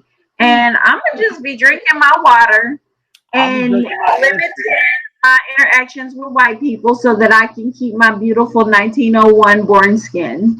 Well, you know, and, you know, I think we got exactly. Trump was letting us get a glimpse of the conversations that usually take. Yeah, absolutely. So I didn't never have a problem with Trump like that. You know what I mean? I just thought the dude was a dumb dude. That's all. You know what I mean? So a lot of people was like, "Oh, you're a leftist." No, I just think Trump's a fucking idiot. That's all. I didn't care. I didn't have nothing invested in that shit. You know what I mean? So I don't give two shits. You know what I mean? I didn't vote for Hillary and I didn't vote for Trump. I didn't vote for Trump, nor did I vote for Biden because I don't like Biden. I don't like Kamala Harris. I hate Kamala more than I hate motherfucking Biden. Like Biden wasn't getting my vote strictly because he had fucking Kamala as his vice president. Like, people didn't get that. Like, I probably would have been more apt to vote for Joe Biden had he picked somebody the fuck else. You know what I mean? But I didn't. But I was like, nah, I'm good. You know what I mean? It's bad enough. It's, you know, I got one of you motherfuckers that's trying to keep niggas as slaves and shit. You know what I mean? I'm definitely not going to put two of you motherfuckers in here.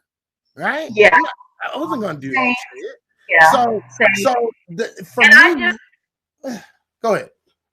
No, I was going to say, I just can't wait for black people to figure out that y'all did all of this calling niggas dumb and don't you see that you wasting your vote, and if he gets in, if this is 100%, if Trump wins again, this is 100% going to be your fault and all this shit. Because I got all of that when I was like, I'm sorry, but he's not getting my vote. Oh, you're smarter than that. You're smarter than that, Petty. And I'm like, whatever. I mean, and I just can't wait until he gets into office and he starts shitting on them just like everybody else. And I'm gonna be like, and I'm gonna be sitting over here minding my business, but looking like now who's smart, bitch. Right, because I told one of my guys, it was actually a white dude. I was like, if I was gonna vote, which I'm not, because I have no reason to. I said, if I were to vote and I was forced to vote, I'd vote for Trump. I'd rather have that shit in my face. You see what I'm saying? If I was forced to vote, Biden wouldn't have gotten my vote. You know what I mean? It's not going to happen. And as much as I don't like, as much as I can't stand Trump, and as much as I think he's a fucking idiot, and as much as I think, you know what I mean, I rather have the fucking racism right there in my face so I can say, dude, right there. You know what I mean? Right. So it's like people was like, you know what I mean? Like, y'all motherfuckers is dumb. Y'all motherfuckers, like, y'all is stupid.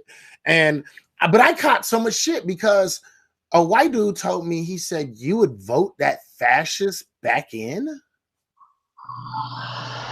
I was like, yeah, he ain't no fascist. Like, here's the thing. The problem with it is he might have had fascist tendencies, right? But he wasn't technically a fascist because he wasn't doing the things that fascists do, i.e. military, you know, putting more military police on the fucking ground and, you know, that kind of shit. You see what I'm saying? So, like, yeah, does he have fascist tendencies? Right. Now, is he a racist? Fuck yeah. But fascist, I don't know. That's a little bit pushing it right there because he's not doing the normal fascist shit. You know what I mean? Yeah. So, like, he's not quite there yet. You know, give him another 4 years. Maybe he would have been, probably. Maybe. Yeah, so it's like, whatever. You know what I mean? So, let me see. Trump is a businessman, and his product was fear. He sold it to middle and lower class. So absolutely, and he sold it well. Yeah, but that is how the honorable chairman died, because he realized that that's what white supremacy was doing. It was selling fear to middle and lower class white Americans, and the honorable chairman said, "Listen. What is the good in being white when you can't feed your kids just like niggas can't feed theirs?" Right. And and white people said, "Now wait a minute, this nigga got a good point." Right. because they had been sold the story that, well, at least you're not black, and they fell for that. And then once the honorable chairman said, "Oh, well, what's the point of it if you're not benefiting like." Right, you're not benefiting like they are. Right. And so they said Fred Hampton must die immediately because he is uniting middle and lower class whites with middle and lower class blacks, and they gonna rise up against us. So we have to get rid of this nigga quick. Okay. They put it on a post-it. Now, speaking on him real quick before, because I think we've covered everything, but I want to real quick. There's two things I do want to talk about, and now that you brought him up, I want to know, how do you feel about an immigrant black person playing Fred Hampton in the movie? I have learned to manage my expectations about that. I don't like it because they don't have the venom that it takes, I think, to play these characters, because they are immigrants and they don't know what it's like to have grown up in America. Yes, you learn, right, the history, but you've not been subjected to that hope and that loss and that hope and that loss and that hope and that loss. So, yeah, but I've learned to manage my expectations because white America controls the media. And even though they're liberal, again, they assuage their guilt by making the program. That's how they assuage their guilt. It has nothing to do with actually telling a story that needs to be told. Right. Yeah, I don't like it. And yeah, I just don't watch them. You know what I mean? It doesn't bother me. I just don't watch it. I don't care. I don't. Yeah. So it's not the story that I want to watch. You know what I mean? And so And so I'm not big on it, but I hate that they try to push that shit to black folks, and black folks is like, yeah, Black Power, you know what I mean? And that shit that's a part of the white supremacy that they take in. You know what I mean? When we're telling them one thing, that's still a part of the programming. You know, yeah. So I get it. Yeah, I've gotten over it, but I don't like that shit at all by no stretch of the imagination. So yeah, it's the same programming that happens all the time. So and it's like this makeover. Because I personally think like a lot of people don't like hearing me say this shit. And I don't care how people feel about this shit. I'm not gonna lie. I feel like immigrant black folk, first and second gen, first and second gen anchor babies. They come into the country, they learn the culture or what we've created as culture in this country. They take it and then they use it for their own benefit. And to me, they are like the buffer class. They are the class that they are the new black because they are acceptable black to white folks. Right? They're left wing or they're right wing, right? And they play just fine within the system in which you're given. You see what I'm saying? And that's why they're getting these roles. They're getting these roles because they're getting these roles. They're getting the positions that we've been fighting for. They get all these positions because they can be controlled by the liberals, the Democratic liberals, and even the right wing, Republicans. You see what I'm saying? The conservative. And I think that's a major, major problem. And I think black folks, I think that's the next. It's like there's like a few things that black folks have to deal with right now, and everybody's missing. Like we've already talked, you and me, we've always talked about white folks, right? We've always called out the white folks for what we have to deal with them. But I think what a lot of white folks are not understanding is, a lot of black folks are not understanding is that it's not just them that we're dealing with. We're dealing with having to deal with Latino folks, Afro Latinos. We are dealing with these Mexicans. We're dealing with the Asians, and then we're dealing with the immigrant black folks who are quite literally trying to replace us in the system because they work better within the system. You know what I mean? Yeah, of course they do. I'm gonna say this, and then I'm probably gonna hop off because it's midnight. I'm tired. Well, I got one more thing before we leave, and it'll be really, really quick. But go ahead. Okay. But and I've said this about actually all the British actors that come over here. And as much as I adore Idris Elba, and I love watching him in movies, the truth of the matter is that if y'all niggas could make money over in England, y'all would have stayed the fuck there. Right. But they're not giving you the jobs in England unless it's very niche parts, right? And so you can't make it over there. So you come over here and you take the jobs and then you shit on black people. The thing is that we have opportunities because we fought for them. Right. Not because white people gave them to us. But you come over here being grateful to the white people instead of the black people who fought. Right. And if you really had any balls, you would have stayed the fuck over in London and fought. Right. Like we did for a place. Right. We didn't get up and go. Well, some of us did. Eartha Kitt, she went to France. Some of the black entertainers went abroad because they didn't want to stay here and fight. Right. But for the rest of us, we stayed here and we fought for a place here. Right. Right. And so now that there's opportunity, they can't do it in England. So then they bring their asses over here and they take our jobs. Absolutely. So there's nothing I don't disagree with right there. So you're right. Okay, so real quick, last thing before we get the fuck out of here. Okay, so Black YouTube. Never heard of it. You don't know about Black YouTube? No. What is it? Okay, so Black YouTube is a portion of YouTube where it's Black folks and Black folks content. Okay. You know, for a long time it included people like, you know, Tariq Nasheed and, you know, like the, you know, Polite and all them niggas, you know what I mean? Them type woke niggas, right?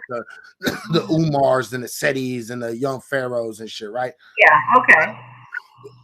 But now what you have is you have this new type groups where you have like pink pill, what they call pink pill women, right? Cynthia G's, the Cynthia G's of the world, okay? And then you have the manosphere, right? And this one gentleman by the name of Kevin Samuels. You ever heard of him? Name sounds. They made a big deal because he told a Black woman she was average. It happened like a month ago. I was going to ask you, do you know about that? Do you remember that? How did you feel about what he had said about this woman? Well, let me just first say that I have become very sheltered. Not only do I not interact with white people, when I spend my time, if it's on a large platform, it's usually Instagram. I'm not on Instagram, then I'm on the Semi app, which is a Black created app that's meant for Black content. If I'm not there, then I'm on SBF, which is Amanda Seals' platform, Smart Black and Funny. Okay. And so I'm so insulated now because I'm surrounded by people who think like me, people who look like me, and it's all, and you know, I don't interact with white people really in the world unless it's like, do you have my mail? Right. You know what I mean? So I'm so insulated that I miss out on all of this unless it gets onto Instagram. Then I'm probably big on Instagram and Twitter, and it blew up. It blew up so much that they brought it on. Even fucking Roly Poly Martin was talking about it. Okay, and some guy called a woman average.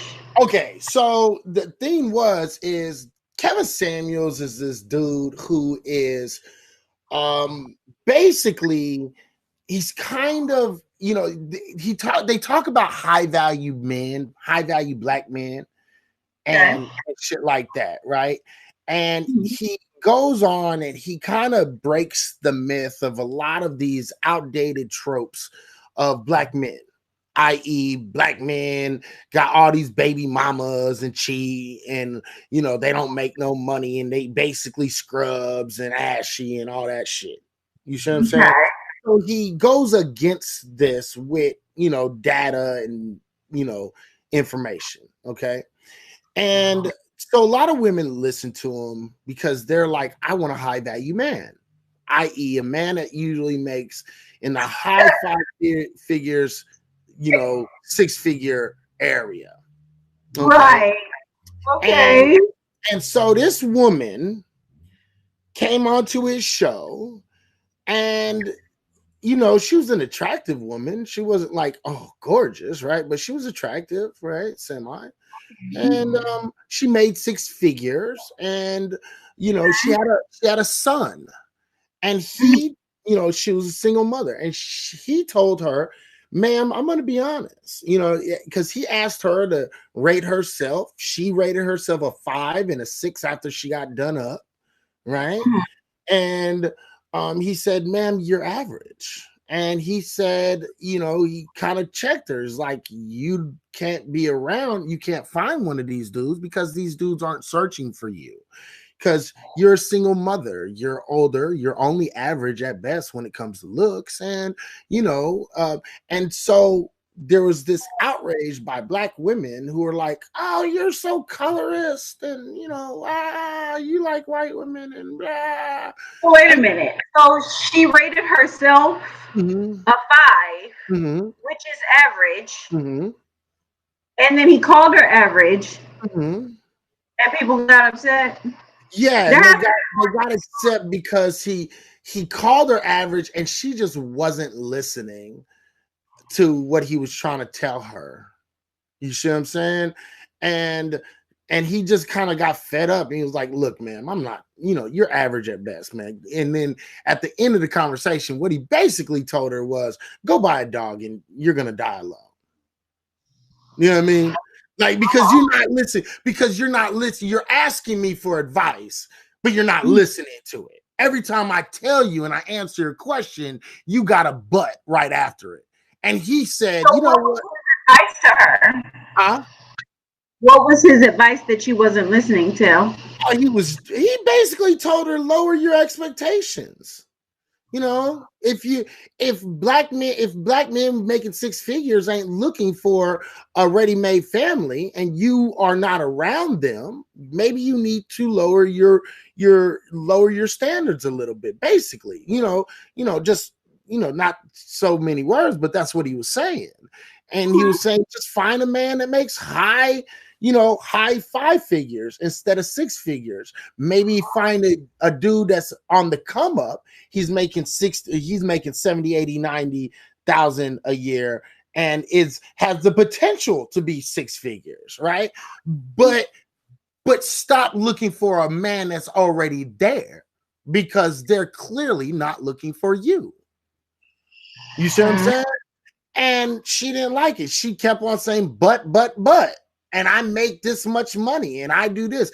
And he told her, look, man, when you're talking about men on these levels, they don't care what you make a year. You know what I mean? Your money, what you make per year means nothing to them. They don't care. They already got their own shit. You see what I'm saying? Don't get me wrong. And it's like he doesn't go past, the initial meeting and getting. He doesn't go, all the other shit. Well, what if he's looking for, a great attitude and somebody that does this? And that's not what that's not what they're looking for. You see what I'm saying? They're looking for someone that's attractive, that's in the gym, that, takes care of themselves, that, that gives a fuck and, submit. And they had a big problem with the word submit, right? Even though he clearly said that submitting is the first off, it's a choice. Second off, it doesn't mean that you're like his slave. It means he's the head, right? He's trying to bring back the family, the black, the basic household function where he's the lead. You know what I mean? He'll listen to your choices, but eventually he's going to make the choice for the household, and then he's going to move on. You see what I'm saying? And they're like, I am woman, hear me roar, and blase, right? And it's because of this, like, and I personally actually agree, because I'm seeing it more and more. I'm seeing this super crazy black feminist ideal that's mimicking white feminism that is not working out for black folks as couples. We're seeing less and less black couples, black men, black women, black kids, right? Yeah. And he's saying black men I'm telling you what black men want. And if you want a black man that makes this money, either you're gonna have to get with it, or they're gonna find somebody else that will do it. You see what I'm saying? And if you don't like it, then I don't know what to tell you. Go buy a dog and have fun dying alone. You know what I mean? Because she said, I don't respect anybody that's making less money than me. She had said a lot of different comments, but a lot of women were really, really, really, really upset. And I just wanted to know what you thought, because I know you pretty well, and you have some slightly feminist ideas and shit. And so I wanted to know what you felt about that. Well, not having heard the entire conversation, I could just tell you that I couldn't relate. Because, first of all, I've never been a bitch who needed a man. That's number one. Okay. Except for me. So, Yeah, okay, I got you. I got I you. mean, and I still wouldn't say need. I mean, want. Okay. Right. Okay. I get it. No. And then I have brains to make money. Like, what are we doing? How much do you make? Okay, let's put your money into some cryptocurrency so that we can grow it. I've got a plan. You don't have to worry about it. I got a plan. That's always been me. Second of all, I would never rate myself a 5. Just bitch, my brain alone is worth a 10.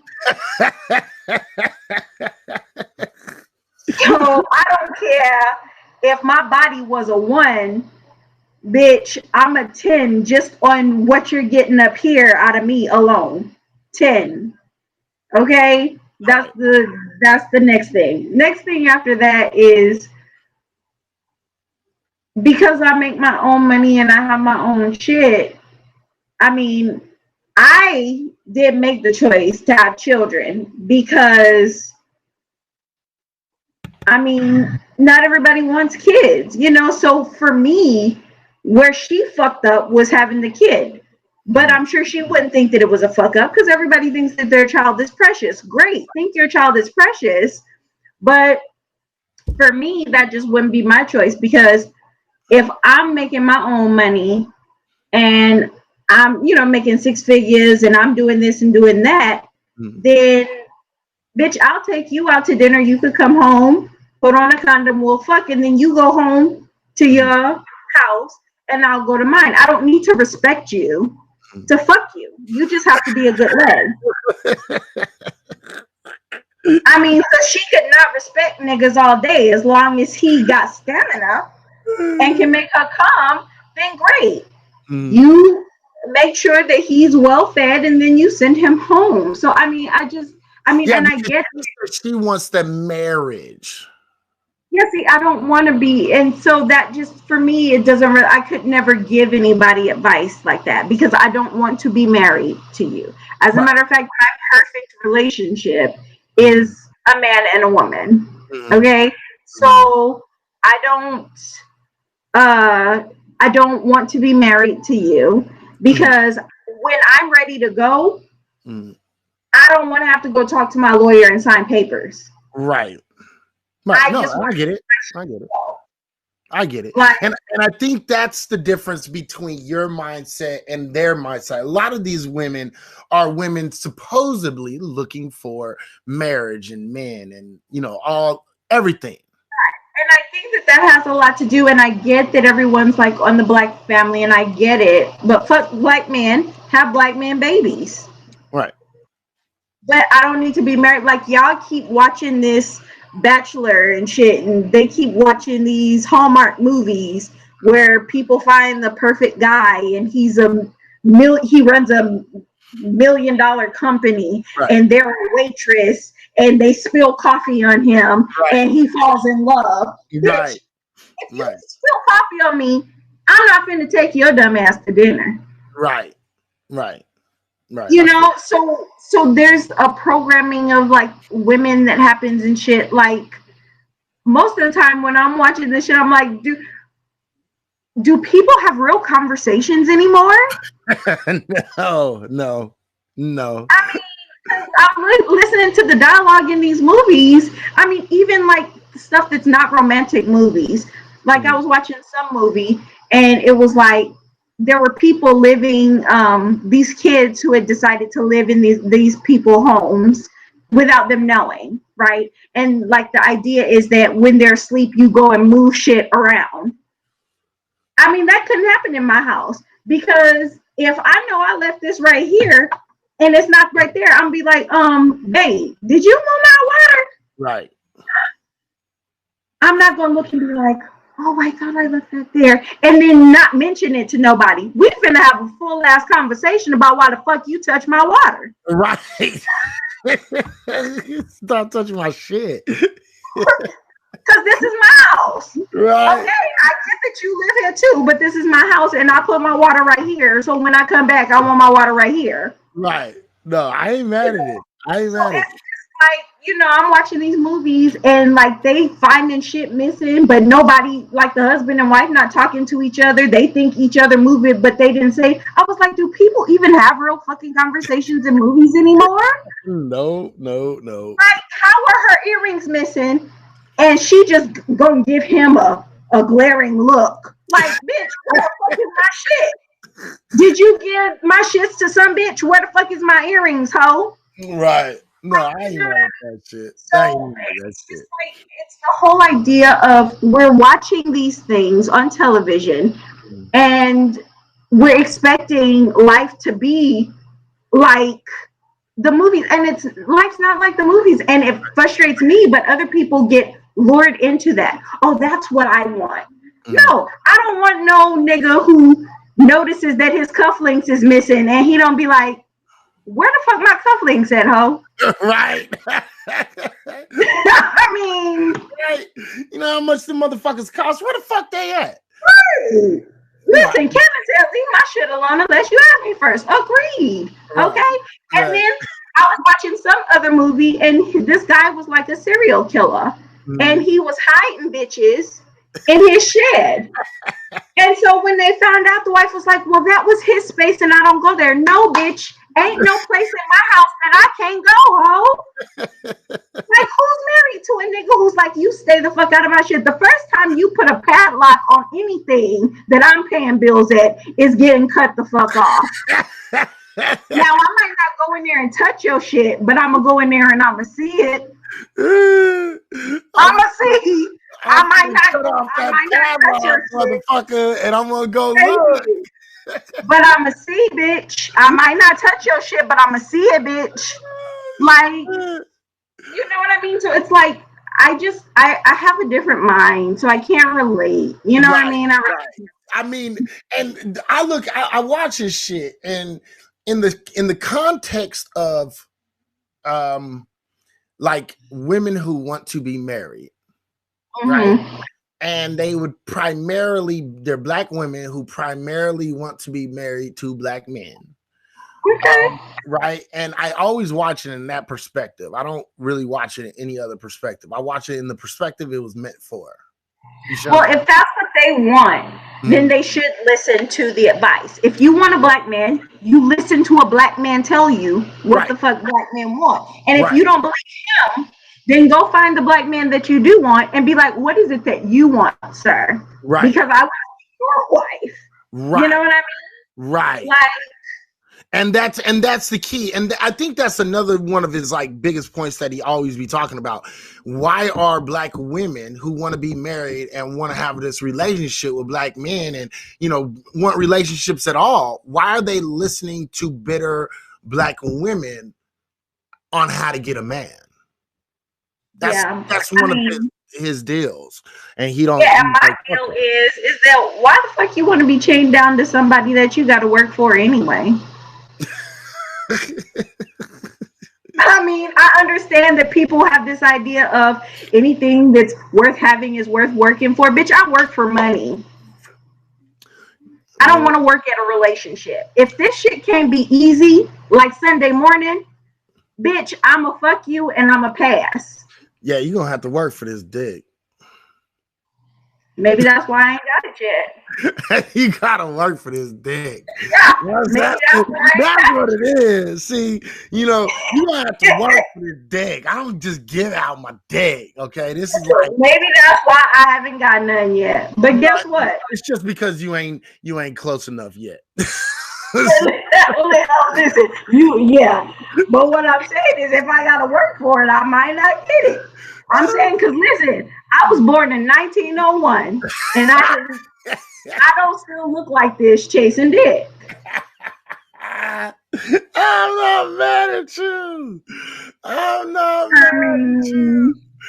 At the fuck all, I'm not mad. I am not mad. All right, man. So you know, hey everybody, I today was fun. It made me happy to see my girl back here we back out here doing it, and hopefully we're gonna try to get on this a little bit more often and get back on it. And people, I gotta start paying attention because we gonna come back, and when Petty is back, we gonna be putting this in this work, giving you this fucking good work, just like always. You know what I mean? Just like before. Right. And the thing is y'all already know how it was before. We don't agree on everything, but you know what I mean? We gonna give you that real regardless on shit. So right, and it's real in the black perspective. It's not real, a lot of this stuff might not be real in the white perspective and in the perspective of white folks. So that's what that's the whole point of the shit that we do. So absolutely, I appreciate you for coming again. What's up, Deb? How you doing, sweetheart? I appreciate you coming in and doing this shit. Maybe we can do this again next week or later on this week. Let's do it next Friday. Okay. You want to do next Friday? We can do next Friday. Next Friday. Yeah, we good. I'm always good to bring the hood bitch perspective. Hey, I'm shit. You already know what it is then. For sure. All right. So the next Friday we'll get it in again, everybody. So make sure you come back next Friday and we will give you that week, the whole week wrap up and, break down everything from this perspective that we know best, that black perspective. And we'll make sure we give you all this good work. So go ahead and let everybody know what it is and say your goodbyes, sweetie. Thanks for joining, everybody. I will try and link my shit so that we can get some more people in having conversations. Listen, maybe we will call it the dinner table, where we all get together around the dinner table. We'll have to find a name for the show, something like that, the dinner table, the after hours club, something like that. But we're gonna get together, we're gonna chop it up. I'm always here for a good hood bitch perspective. So I'll see y'all niggas next week. And the assignment is stay safe. Stay away from white people as much as y'all possibly can. Stay the fuck away from them as much as you possibly can. I mean, when I mean stay away from white people, I mean if you in a drive-through, right? And you get in your order and it's a white bitch behind the counter, text that hoe. Don't talk to her. Just text her. Don't even look at her. Just text her. Or get a dry erase board. Write your shit up. Hold it up. I mean, do everything to avoid white people this week. She said do everything you can to avoid white people this week. Wow. Friday fish fry. I like that. Friday fish fry. Friday fish fry. Hey, I like that. You know what? We might do that. I kind of like that shit too. You know what I mean? I like that. For sure. All right, so you guys already know what it is, man. Hey, come on back next Friday. We're going to get it in. You know what I mean? Make sure you stay unapologetically black all week long, all fucking week long. Stay as much as you unapologetically black. Make sure you respect yourself, respect your people, respect what you're going through, and make sure that fucking nobody takes that respect away from you. You force motherfuckers to give you that respect. It is what it is. All right. So with that being said, you got anything you want to say before we out of here?